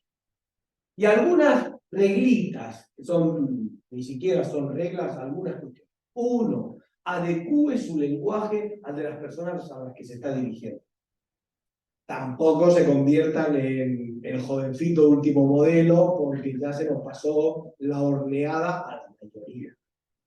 Entonces, a veces, a mí alguna vez me ha pasado, no, porque una vez me dijo un chico, no, porque yo, ¿cómo fue?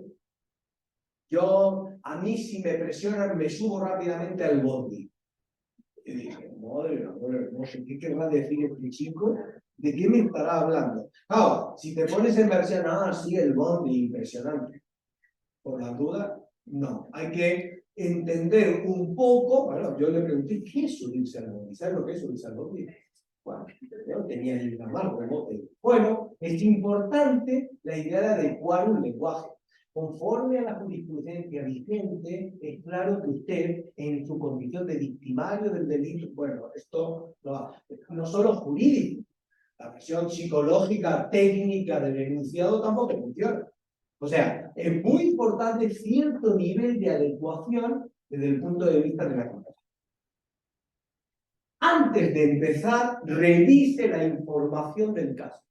Ya les voy a mostrar una intervención mía de incumplimiento flagrante de este principio. Porque tan flagrante que yo estaba convencido que tenía delante el victimario. hasta que descubrí que tenía delante a la víctima. Y esto a veces te pasa.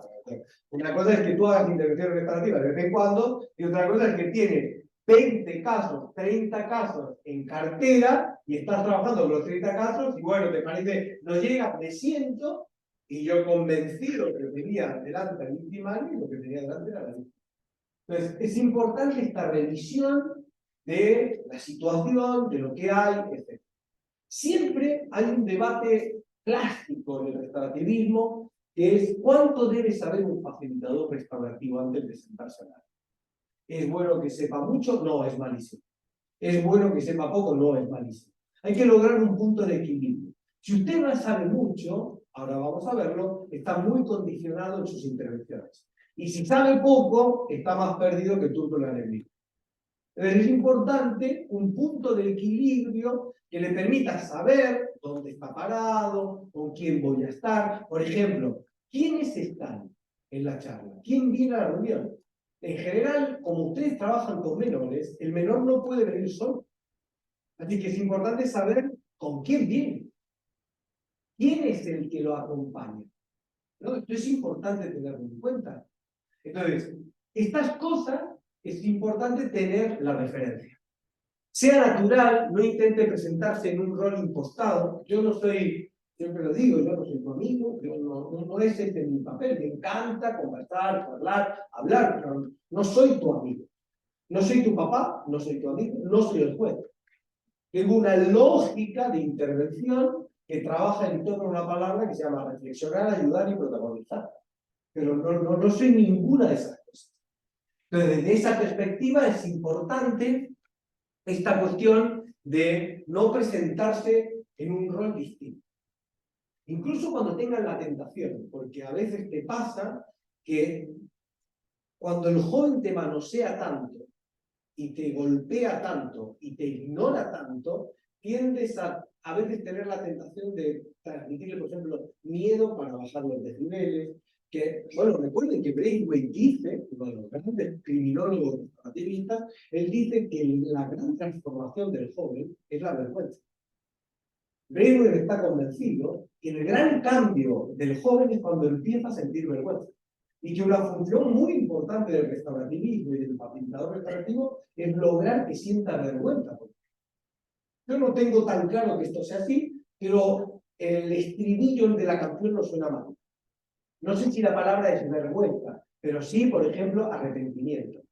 Sí, la idea de entender que hay consecuencias en lo que ha hecho. Entonces, sí creo que hay eso, pero no puedo construirlo desde un rol impostado. No puedo pretender ser frente a él lo que en realidad no soy. No tengo el poder, no tengo la autoridad, no impongo una dinámica frente a él porque no lo tengo. Y cierto que es dramático tener que decir, mira, yo no te puedo obligar. Porque eso, de alguna manera, te obliga a ser más potente en otras estrategias. Tener más tener capacidad de convencer, tener capacidad de que se sienta cómodo. No puedo imponer. Yo siempre he dicho que es fácil ejercer la intervención cuando tienes autoridad. El drama de estas intervenciones es que no las tenemos. Buscamos un liderazgo desde la no autoridad, desde la no imposición. No tenemos el poder. Podemos tener la influencia, pero no el poder. Entonces, esta dinámica me parece un punto muy importante que uno tiene que poner con claridad. Mi rol es este, no es otro. Una cuestión, volveré también más adelante sobre esto, no hoy, la próxima, sea claro y ordenado. No hay cosa peor que el caos mental del facilitador restaurativo. ¿Por qué? El joven ya es mentalmente, naturalmente es mentalmente caótico. Los jóvenes, en sus expresiones, no siguen un orden.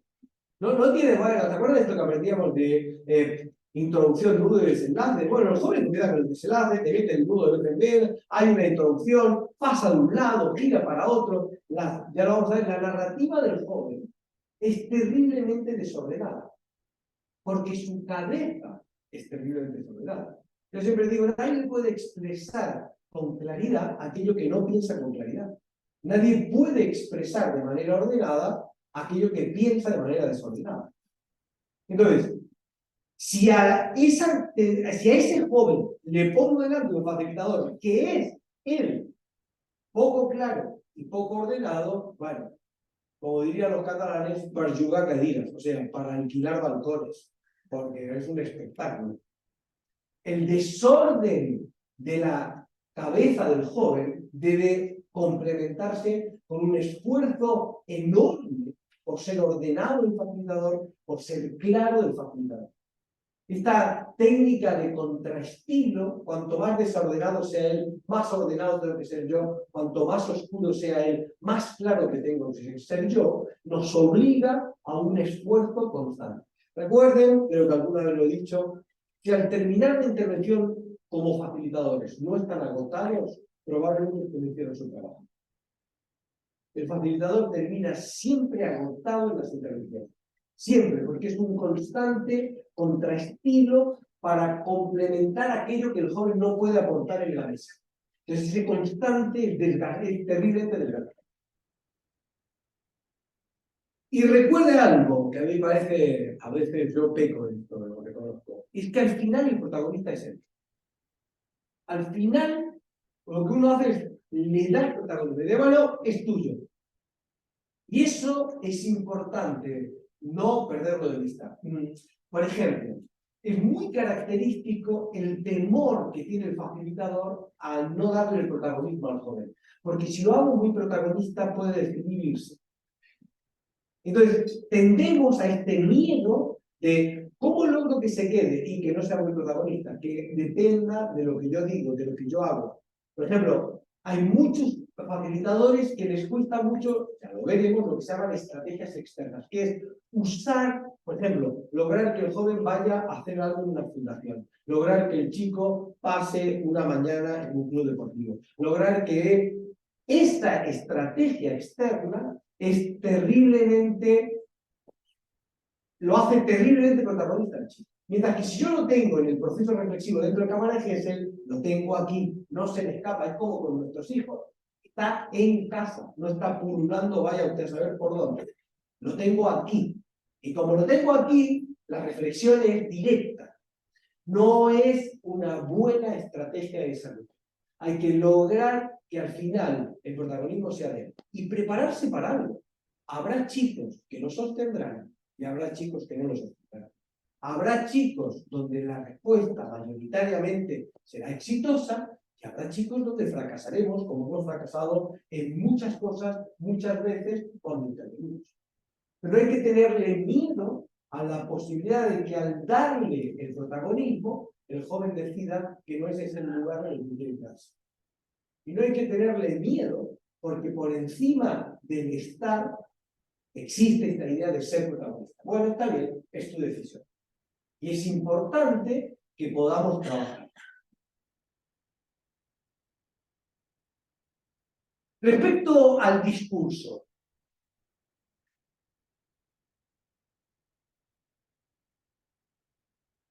vamos a volver sobre eso. Recuerden que la herramienta principal de su trabajo se llama narrativas. El facilitador trabaja con narrativas. Trabaja con narrativas en dos cosas. Uno, trabaja con narrativa porque trabaja con la narrativa que el joven presenta. Trabaja con la idea de cómo lo cuenta el chico. Trabaja con la idea de cómo lo dice. También vamos a ver un caso donde un chico determina, en un momento determinado, pero fue una peleita. El uso del diminutivo, en realidad el uso del diminutivo es una muy buena estrategia para bajar el nivel de responsabilidad. Si fue una peleita, ¿qué hago yo aquí? Tanto lío con una peleita. Bueno, es muy interesante la idea del facilitador que aprende a escuchar y a trabajar con la narrativa. Por ejemplo, ya van a ver en ese caso, yo le pregunté, ¿me puedes explicitar la distinción entre una peleita y una pelea? Te acepto que hay distinción. Ok. ¿Cuál es la distinción entre estar en una peleita y estar en una pelea? ¿La cantidad de golpes? ¿La fuerza del golpe? ¿Que en uno hay golpe y en el otro no hay golpe? Y esto me permite incluso crear un proceso reflexivo en su propia narrativa. ¿Quieres que discutamos sobre Peleita? Discutamos sobre el diminutivo, pero discutamos desde un modelo reflexivo. Entonces es muy importante que el facilitador trabaja sobre la narrativa. ¿Por qué? Porque la narrativa expresa la manera en que él piensa las cosas. La narrativa es el ladrillo de la intervención. Nosotros no entramos a la cabeza del chico, trabajamos su manera de ver el mundo y de pensarlo a través de su manera de contarlo. Entonces, la idea es que si yo logro cambiar la forma en que lo cuenta, puedo impactar en la manera en que lo ve. La famosa, para los mediadores seguro que lo han escuchado, las famosas 4 palabras mágicas del conflicto. Todo, nunca, nada y siempre. Cuando uno tiene un conflicto, habla de una manera distinta. Uno dice, por ejemplo, yo no digo a mi esposa, a veces no me entiendes. Yo digo, nunca me entiendes. Nada de lo que digo te parece bien. Siempre me llevas la contraria. Todo lo que hago te parece mal. Yo digo, a veces no me entiendes. Eso no es un conflicto ni es nada. O sea, el conflicto es... Ahora, fíjese lo importante. Si yo paso de decir, nunca me entiendes, de a veces no me entiendes, cambió la manera en que yo visualizo mi conflicto con ella. Cuando el joven empieza a contar las cosas de una manera distinta, es porque estamos logrando que las piense de una manera distinta. Y ese es el gran punto de la intervención restaurativa. Hago esta y ahora iba a hacer el cuento. Entonces, desde el punto de vista eso es muy importante, por un lado, el trabajo con la narrativa del joven, pero es muy importante el trabajo de la narrativa como una manera de comunicarse. ¿Desde qué lugar hablan ustedes? ¿Cómo lo expresan? ¿Cómo lo cuentan? Entonces, importantísimo el tema de la narrativa dentro del discurso. La narrativa es el material con el que trabajamos. Creamos una estrategia para que haga una narrativa distinta. Intervenimos sobre un proceso reflexivo para que haga una narrativa distinta. Le hacemos que haga una canción, o que termine un poema, o que termine una película, porque impactamos a través de esas narrativas sobre su manera de entender lo que ocurrió y lo que sucedió. Pero es sobre la narrativa. Esa es la herramienta. Una frase como, es que no lo puedes ver, esa frase es absurda. Es absurda. Lo que nosotros necesitamos es trabajar la narrativa para que lo vean. Sí.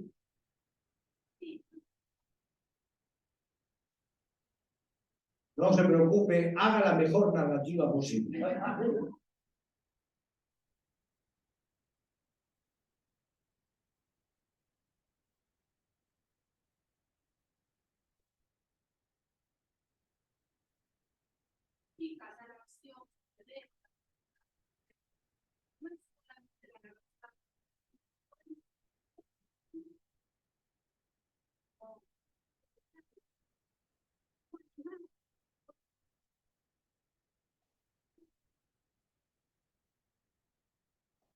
Dos cosas respecto a eso. Primero, del hecho de que su narrativa, lo dijo con mucha claridad, fue bastante clarita, ¿eh? No se ponga usted, puede ir tranquila, que lo ha dicho perfecto. Dos cosas. Primero, del hecho de que la narrativa sea una narrativa comunitaria no quiere decir que no sea del joven. Primera cuestión. Del hecho de que, por ejemplo, del hecho de que un joven hable desde la lógica de una familia no quiere decir que no sea su narrativa. Podrá no tener el origen en una reflexión propia, pero la ha hecho suya. Y si la ha hecho suya, debe ser tomada como tal. A mí me parece eso primera cuestión importante. La segunda cuestión que me parece importante es que, desde el punto de vista de la narrativa, el trabajo es un trabajo, como vimos con Romina, que tiene que ver con narrativas contextualizadas. ¿En qué lugar está él? ¿Desde qué lugar él se posiciona? ¿Desde qué lugar él habla? ¿Cómo es mi familia? ¿Cómo impacta mi familia en mi narrativa? Y todo eso está bienvenido en su narrativa. No, digamos, a mí lo que me interesa es la idea de crear procesos y dinámicas, primero de toma de conciencia de su narrativa. Por ejemplo, vamos a ver una intervención de Romina con un grupo de chicos donde uno de ellos, por ejemplo, el debate de ellos es que ellos estaban convencidos, ya no convencidos, no importa ahora, un delito muy grande. Y ellos decían que ellos llevaban 3 años y medio, no, casi 4 años en el centro. Y ellos decían la siguiente frase: pero yo ya pagué. El argumento de ellos es: yo ya pagué. Por cierto, yo ya pagué es una narrativa impostada. Yo ya pagué la narrativa del carcelero, que hace suya el prisionero. Si nosotros le decimos siempre, tienes que pagar, y te dice, yo ya pagué. O puedes seguir teniendo aquí, yo ya pagué. Y es muy interesante porque Romina lo que dice es, bueno, discutamos qué quiere decir pagar. Discutamos y reflexionemos sobre el concepto de pago. ¿Cuál has pagado? ¿Hasta cuándo has de pagar? ¿Cómo sabemos cuánto has pagado? ¿Y cómo sabemos cuánto crees que hay que pagar? Entonces, de nuevo, es una narrativa impostada, pero es una narrativa que puede ser trabajada desde ese punto de vista. Siempre la intervención del facilitador en ese espacio creo que tiene que ver con esa idea. Yo intento siempre, no siempre con éxito, diría, pero siempre intento crear el proceso reflexivo. ¿Cómo logro yo que él lo vea? ¿Cómo logro yo que él lo piense? ¿Cómo logro yo que él se lo pregunte? Entonces yo constantemente me hago esa cuestión, a ver, ¿cómo logro yo que él se dé cuenta? ¿Cómo logro yo que él discuta? ¿Cómo? Y muchas veces pasa lo siguiente, y usted lo dijo, el pensamiento revolucionario, pensar es una redundancia. Para mí hoy en nuestro mundo pensar ya es revolucionario. Como están las cosas, el mero acto de pensar ya es revolucionario. Pero sí creo que a veces lo que te pasa con el joven es que, por ejemplo, te das cuenta, es curioso, no tienen una competencia que para mí es clave, que se llama pensamiento crítico. No la tienen. Por ejemplo, yo trabajo mucho una competencia con los chicos que me parece muy interesante, que es ver de otro modo. Entonces, por ejemplo, cuando yo noto que el chico no puede ver las cosas de otra manera, porque yo ya pagué, y no logro impactar desde el punto de vista reflexivo, doy un paso para atrás. Digo, bueno, a ver, ¿cómo logro yo que tenga las herramientas para pensarlo de otra manera? Entonces empiezo, por ejemplo, y ahí viene un aspecto muy importante de ustedes, la creatividad. Yo necesito que piense de otro modo. Entonces, por ejemplo, vemos una escena en una película y le digo, pensémosla de otro modo. ¿Cómo podría ser esta misma escena de otro modo? Vemos o escuchamos una canción y le pregunto, ¿cómo la terminaríamos de otro modo? Entonces, intento detonar en ellos aspectos cognitivos, competencias, destrezas y habilidades que nunca nadie se tomó la molestia de que apareciesen en ellos. Entonces, en vez de entrar a un discurso sobre qué es el pagar, doy un paso para atrás y trabajo para desarrollar competencias, destrezas y habilidades que le permitan volver sobre el pagar.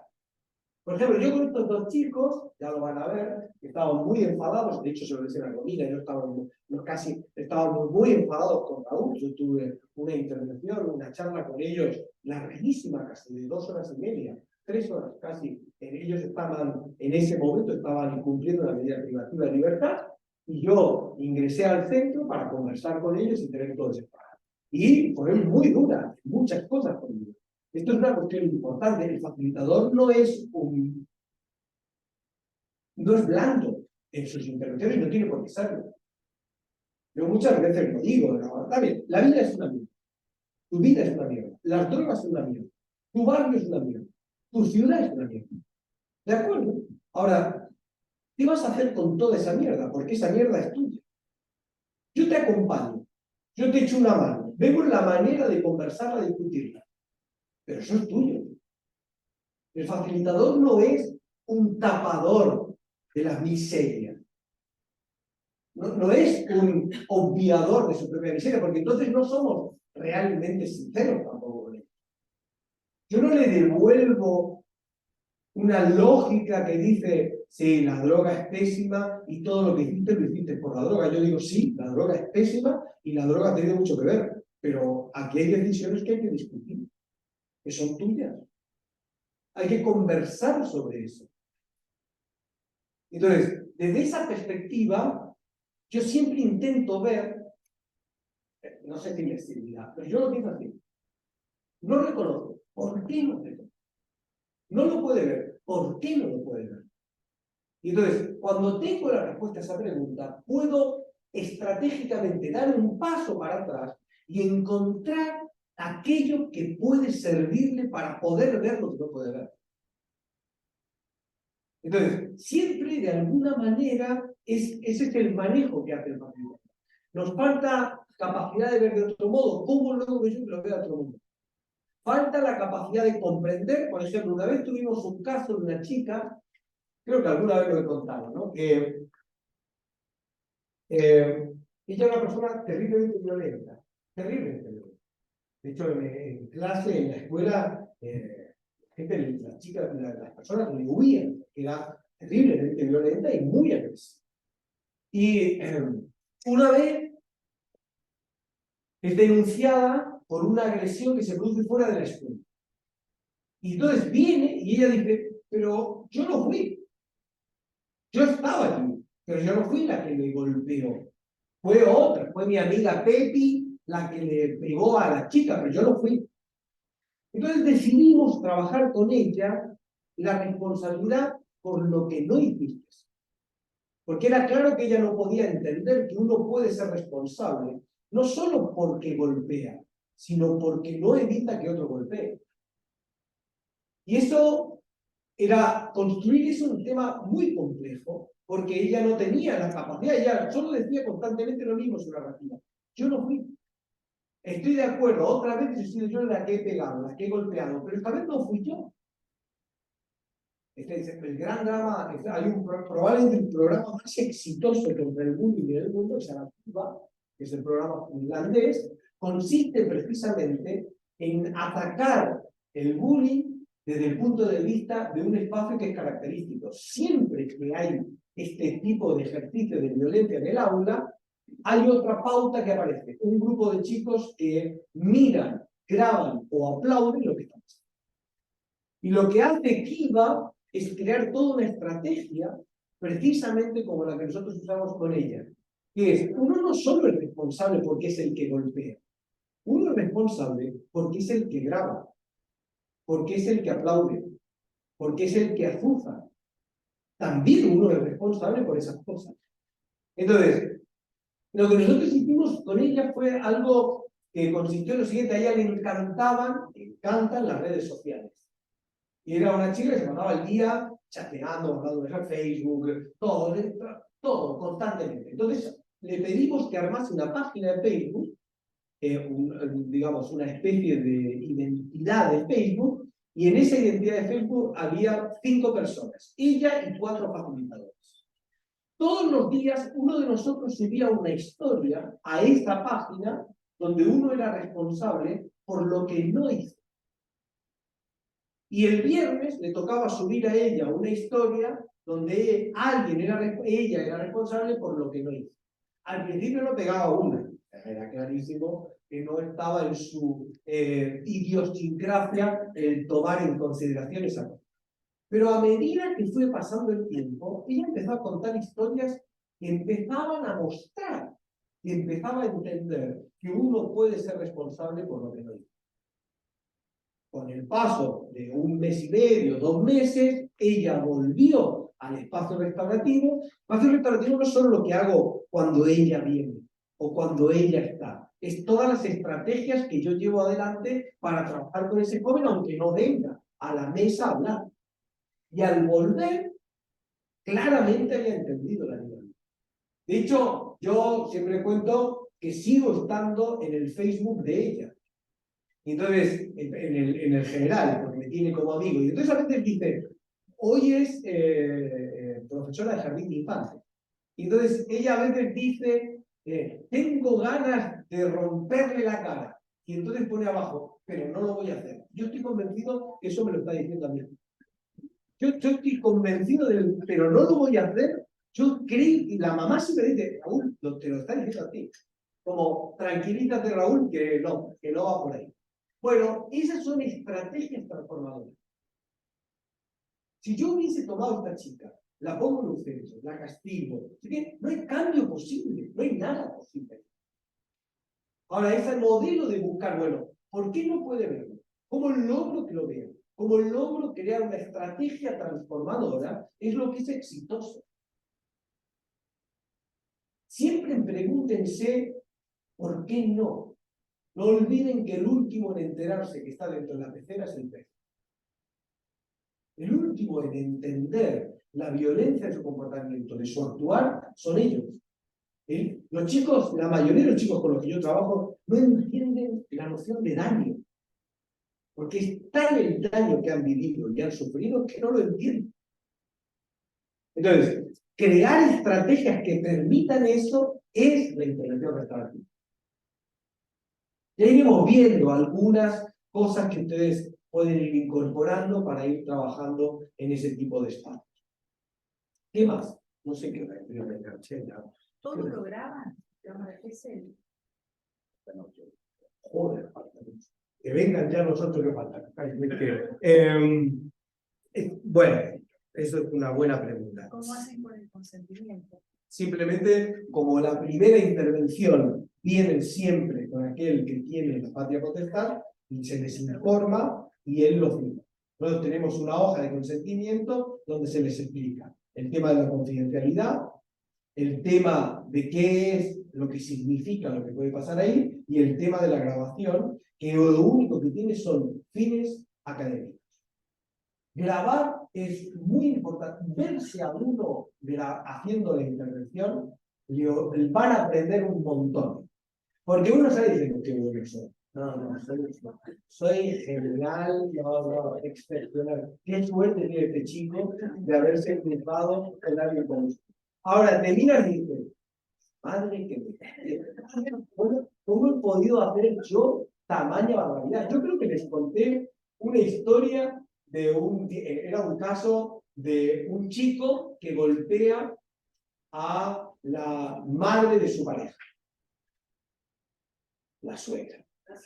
Y, si lo conté, ¿no? Bueno, él viene por un delito de lesiones leves a la mamá de su pareja.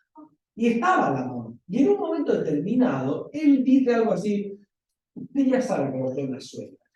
Dice una cosa como, no era yo el que estaba, en cuyo caso dice que por supuesto, que sabe que no fue mi caso, y de repente vamos viendo la intervención. En cámara de Gesell, la ventaja que tienes es que hay uno o dos dentro y puede haber uno o dos fuera, o puedes formar gente que está viendo cómo se hace la intervención. Y en un momento determinado, a partir de esa frase, la cosa empieza a escalar y la mujer cada vez más agresiva, y la novia más agresiva, y él más agresivo, hasta tal punto que tuvo que parar, el facilitador tuvo que parar la reunión. Y después, reflexionando y conversando sobre eso, preguntaba, ¿qué pasó? ¿Qué es lo que ocurrió? Es que dijimos, bueno, vamos a ver la grabación, a ver lo que ocurrió con toda esta historia. Y entonces, lo que ocurrió fue lo siguiente, que nosotros no nos dimos cuenta hasta que lo vimos en la grabación. Él dice, el chico dice, usted ya sabe cómo pueden llegar a ser las suegras, y el facilitador inconscientemente hizo así. Esto lo vieron todos, menos los facilitadores y todos nosotros. Lo vio la suegra, que es un amor, lo vio la novia, lo vieron todos. Nosotros no entendíamos, por eso es tan... Lo que es interesante de la grabación es dos cosas. Uno, les permite a las personas que se quieren ser facilitadores verlo. No que te lo cuenten, te permite ver la grabación, para ver que están pixeladas las caras de todos los chicos. O sea, las caras no se ven de los chicos, lo cual es una lástima porque en la gestualidad hay una cantidad de cosas excepcionales. Pero es una cuestión que dice el consentimiento, dice que siempre se podrá usar en modo investigador o académico con las caras pixeladas. Y ellos lo saben. Entonces se les explica y lo firman. Y siempre grabamos porque sirve, lo que tú aprendes viéndote es inconmensurable. Porque cuando te ves ahí, te ves grabado, es como un montón de cosas que realmente... En tiempo real, la intervención muchas veces, sobre todo en este tipo de dinámicas, tiene un volumen de información que el propio facilitador pierde. Mientras que cuando está grabado, te permite un tiempo que tú no tienes en la intervención directa. ¿Qué más? ¿Preguntas? Sí. Estoy pensando... Buenas tardes. Me quedé pensando con el tema de la cámara Gesell, y las circunstancias que vivimos en nuestra ciudad. ¿Cuántas cámaras Gesell necesitaríamos para poder hacer este tipo de intervenciones por la cantidad de casos que hay? Por ejemplo, yo puedo hablar de lo que pasa hoy, por ejemplo, en varios de los lugares en donde trabajamos. En Córdoba había un montón de cámaras de Gesell que no se utilizaban, tenían tiempo ocioso constante. ¿Cuántas cámaras de Gesell hay en la provincia de Santa Fe con tiempo libre ocioso? La cámara de Gesell se pensó en su momento como una estrategia para cierto tipo de intervención muy paradigmática. Entonces tú tienes un montón de cámaras, no tienes un montón, pero tienes cámaras Gesell que tienen la mayoría del día está libre. Entonces lo que hay que hacer es organizar bien las intervenciones. 2. También es verdad que uno puede decidir cuál es el espacio de grabación y cuál no. Lo que es decir, uno puede decidir que ciertos casos no se van a grabar y otros casos sí. Eso se puede ver. Lo que es importante es que todo facilitador tiene que tener algunos casos grabados de sus intervenciones. Y eso te permite una organización. En Córdoba no ha sido un problema. En Córdoba tiene un volumen de casuística importante. Muy importante.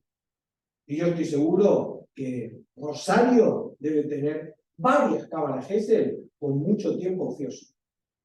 Estoy seguro de eso.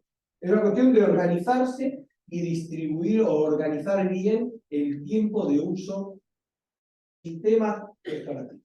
Pero insisto sobre esto, no tiene que ser, no es necesario, por ejemplo, en San Isidro no es un problema, porque la municipalidad de San Isidro, el Colegio de Abogados de San Isidro, tiene 4, solo el Colegio de Abogados tiene 4 cámaras de Gesell.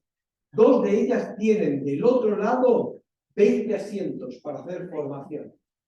Lo cual te permite, aquí ha venido, por ejemplo, a San Isidro han venido estudiantes de criminología de Barcelona a formarse en la intervención, viendo intervención en tiempo real. Es una cuestión de organizarse. Lo que sí me parece importante es que todo facilitador debe verse de vez en cuando en su grabación en las intervenciones. Porque es terriblemente reflexivo para uno mismo. Sí. No, quería hacerle una pregunta con respecto al caso de la chica, Sí. que me quedé pensando. Ella no reconocía la responsabilidad en uno de los hechos, pero sí es una chica que tenía conflictos que marcaban conductas que estaba permanentemente de forma agresiva con... Sí. Al no reconocer eso, no reconocer la responsabilidad del hecho puntual por el delito por el cual se la juzga, no se puede trabajar el facilitador con respecto al resto de conflicto que ella viene trayendo. Depende, pero no era el caso en depende de cada chico. Uno puede tomar la totalidad de la actividad delictiva que un joven desarrolla. Y esto es una estrategia.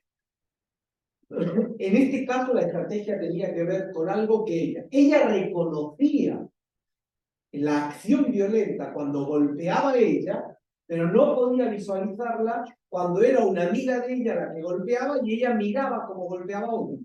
Entonces nos pareció que ese era el punto interesante de la intervención. Lo otro no era un problema. Es verdad que ella, ya lo vamos a ver, reconocía pero no se responsabilizaba, que son 2 pautas distintas. Ella reconocía la agresión pero no se responsabilizaba por ella. En el caso de la omisión ni siquiera la reconocía. Por eso decidimos trabajar solo esa intervención con ella, solo esa estrategia con ella. Sí.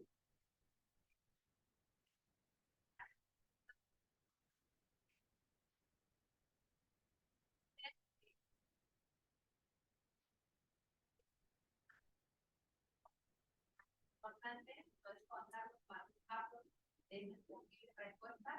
Por otro lado, preguntarte de cámaras Gesell, una ventaja de trabajar con cámaras Gesell, además de la posibilidad de ver más la parte creativa que ahora. Veamos, voy por la primera. Ya lo vamos a ver. La intervención de esta primera entrevista tiene 3 o 4 objetivos claves. 1. Un objetivo muy importante es contextualizar al joven, lo que vimos con Romino. En esa conversación, entender el contexto y las contextualizaciones del joven. 2. Desarrollo de información en términos de factores de riesgo y factores de protección del joven. ¿Dónde está posicionado criminológicamente el victimario o la víctima? ¿Dónde están posicionadas desde ese punto de vista? 3. Mapping. Comprender las conflictividades posibles que existen. En esa exploración, en ese juego exploratorio, comprender las conflictividades. Y el punto cuarto de la intervención de estas primeras interacciones tiene que ver con lo que yo denomino nivel de madurez. Es, por ejemplo, que el joven no reconozca, o que el joven reconozca pero no se responsabilice, que la víctima no se legitime, o que la víctima se legitime pero no tenga manejo de inteligencia emocional. Eso es lo que nos va a permitir saber si podemos ir directamente a una estrategia restaurativa o tenemos que trabajar antes con lo que yo denomino estrategias de gestión. Estrategia de gestión es aquella estrategia que busca no restaurar, sino lo que busca es lograr que el joven reconozca, que el joven se responsabilice, que la víctima se legitime. Son estrategias previas a una estrategia de intervención restaurativa. Sería primero esa parte. Siempre es antes, y esto se explora. Cuando el joven te dice, yo no fui, ahí tenemos una pauta de intervención. O te dice, sí, yo fui, pero ¿sabes qué? Así es la vida. Entonces yo tengo un caso de reconocimiento con falta de responsabilidad, lo cual requiere trabajar ese parte. Yo no puedo ir a una estrategia restaurativa si no tengo del lado del victimario el reconocimiento, la responsabilización y el ánimo restaurativo. Y del lado de la víctima, la legitimación, la inteligencia emocional y el ánimo de protagonismo. Esas tres cosas nosotros las buscamos en la narrativa del joven. Si faltan, hay que dar un paso para atrás. No puedo ir a discutir la restauración. Puedo discutir lo que hoy se discute, la reparación. ¿Cuánto cuesta la metedura de pata de mi hijo o cuánto cuesta lo que hizo? Pero eso no es restaurativo. Reparar no es restaurar. Yo puedo pagarte porque te robé el móvil, el teléfono, pero eso no significa que haya restaurado. En todo caso, habré reparado o indemnizado, pero no es restaurado. Lo vamos a ver desde ahí. Pero entonces, uno tiene que buscar esos espacios. 1, contextualizar. 2, todo lo que es factores de riesgo, factores de protección. 3, mapeo de conflicto. 4, nivel de madurez. Esos 4 objetivos son el trabajo de la exploración de un facilitador restaurativo. Una exploración que busca saber cómo está contextualizado el joven, cuáles son sus factores de riesgo, cuáles son sus factores de protección. ¿Hay o no hay conflicto detrás de lo que pasó? Si hay un conflicto, ¿cómo es el conflicto que él ha vivido? ¿Y está en condiciones de acceder a una intervención restaurativa o hay que trabajar antes con una estrategia de gestión? Son los 4 objetivos de esta primera interacción con él. Y la cámara de Gesell, termino, tiene la enorme, para mí, la ventaja más importante. A ver, depende del chico. Yo, por ejemplo, no es la primera vez que cuando veo que el chico está totalmente nervioso, bueno, le hago ir al otro lado de la cámara para que vea que no hay nada. Bueno, te das cuenta que hay chicos que no pueden con él. Hay chicos que se pasan en esto que les decía, ¿no? Yo, de hecho, yo tengo uno que está grabado, ya lo van a ver, y no para de mirarse porque no para de coqueto, pero hasta la médula. Totalmente. Entonces está ahí, está. Pero hay muchos chicos que están muy condicionados. Entonces yo suelo ofrecerles, ¿quieres ver qué hay del otro lado? No hay problema. Nos vamos los dos, nos levantamos, damos la vuelta, se lo muestro, le presento a quienes están.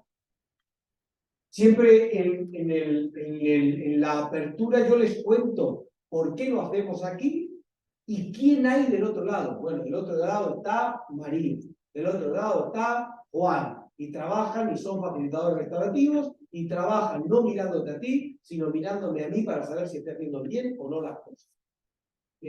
Normalizo la situación, si no logro que se sienta cómodo, lo llevo al otro lado para que lo vea. Y ahí le presentan, aquí está María, aquí está Juan, te lo dicen. Lo peor que puede pasar es que abran la puerta y se encuentra 25 estudiantes que yo no cité, ahí tenemos un problema de mano. Por eso hay que ser muy claro, muy directo. ¿Estamos? Va, quietos. No, una muy buena pregunta que hizo. La primera pregunta referido al tema de las libertades. Y el tema solamente en la reflexión, el sentido de que cambie o se puede extender a darle herramientas para que dentro del contexto en el que esta persona viva, porque imagínate llegar a la casa con todo un cambio y encontrarse bien.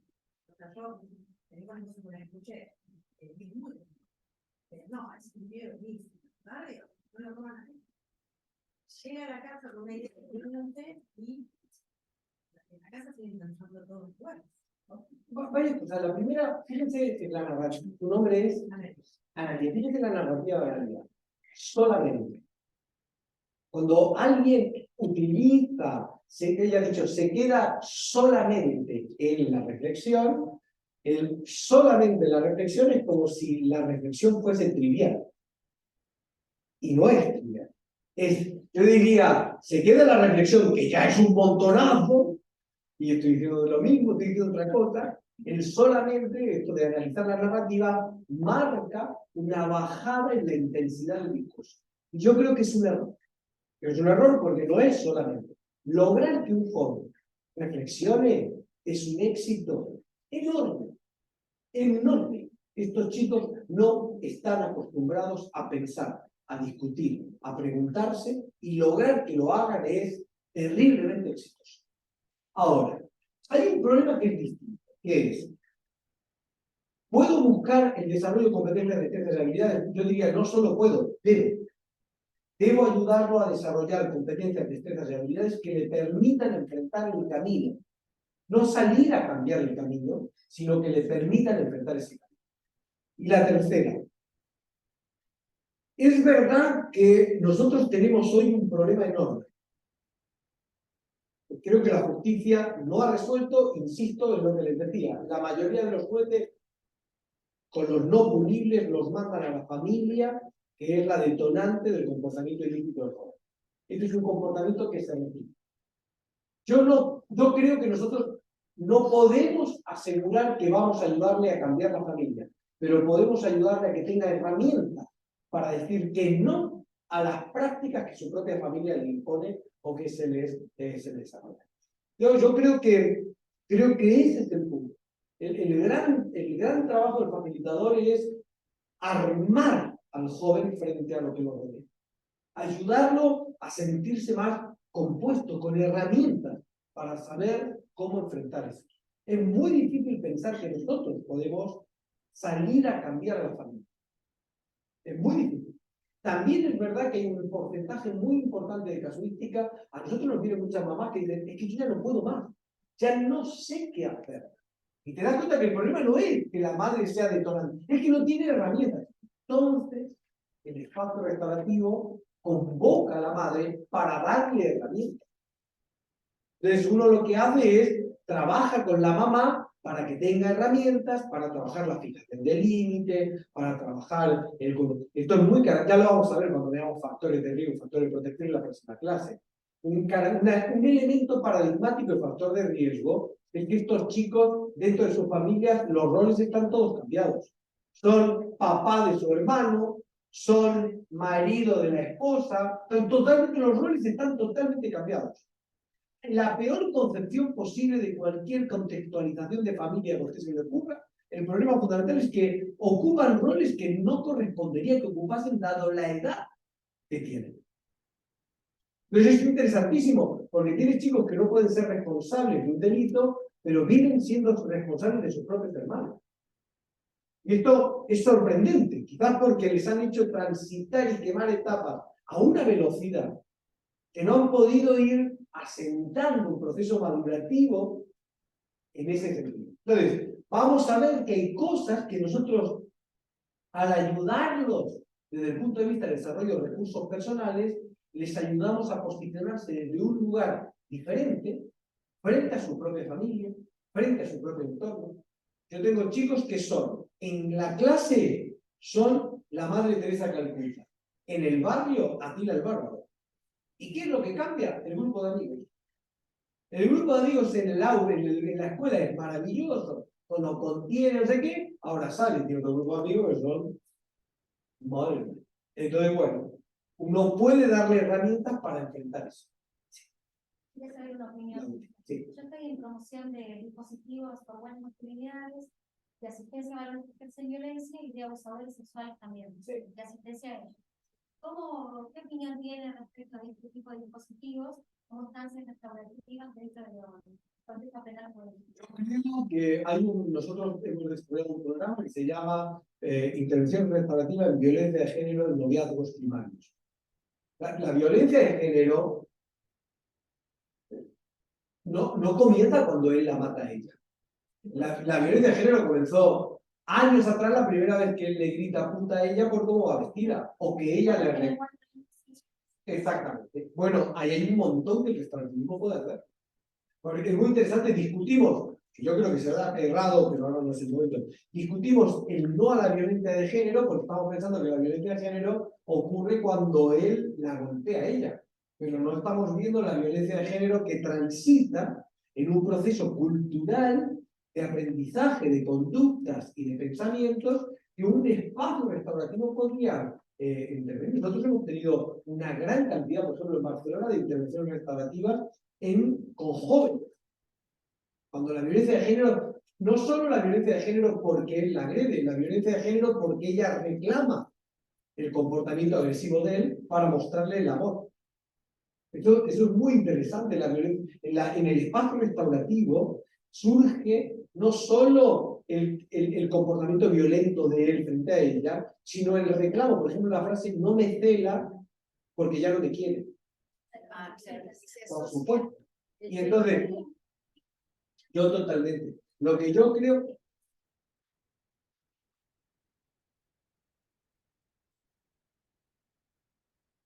Lo que yo creo es que hay que trabajar en una dinámica de estrategias restaurativas en los casos de violencia de género en noviazgos primarios segundos.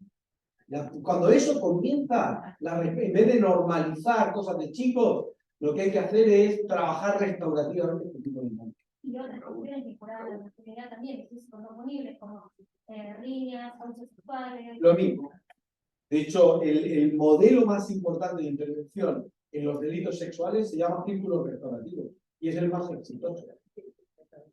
Es el que produce la menor tasa de reincidencia de los delitos que tienen la mayor tasa de reincidencia, que son los sexuales. Así que el restaurativismo en eso no tiene problema. Hay mucho y se puede trabajar desde muchos lugares. Vamos a ver cosas, si es que no se puede. Porque también está el adolescente que surge de padres violentos. Vamos a tener que... Yo les pido, como vamos, la próxima no presencial, prometo que comenzamos con todas las preguntas que quieran, anotamos. Muchas gracias. Gracias por venir. Gracias.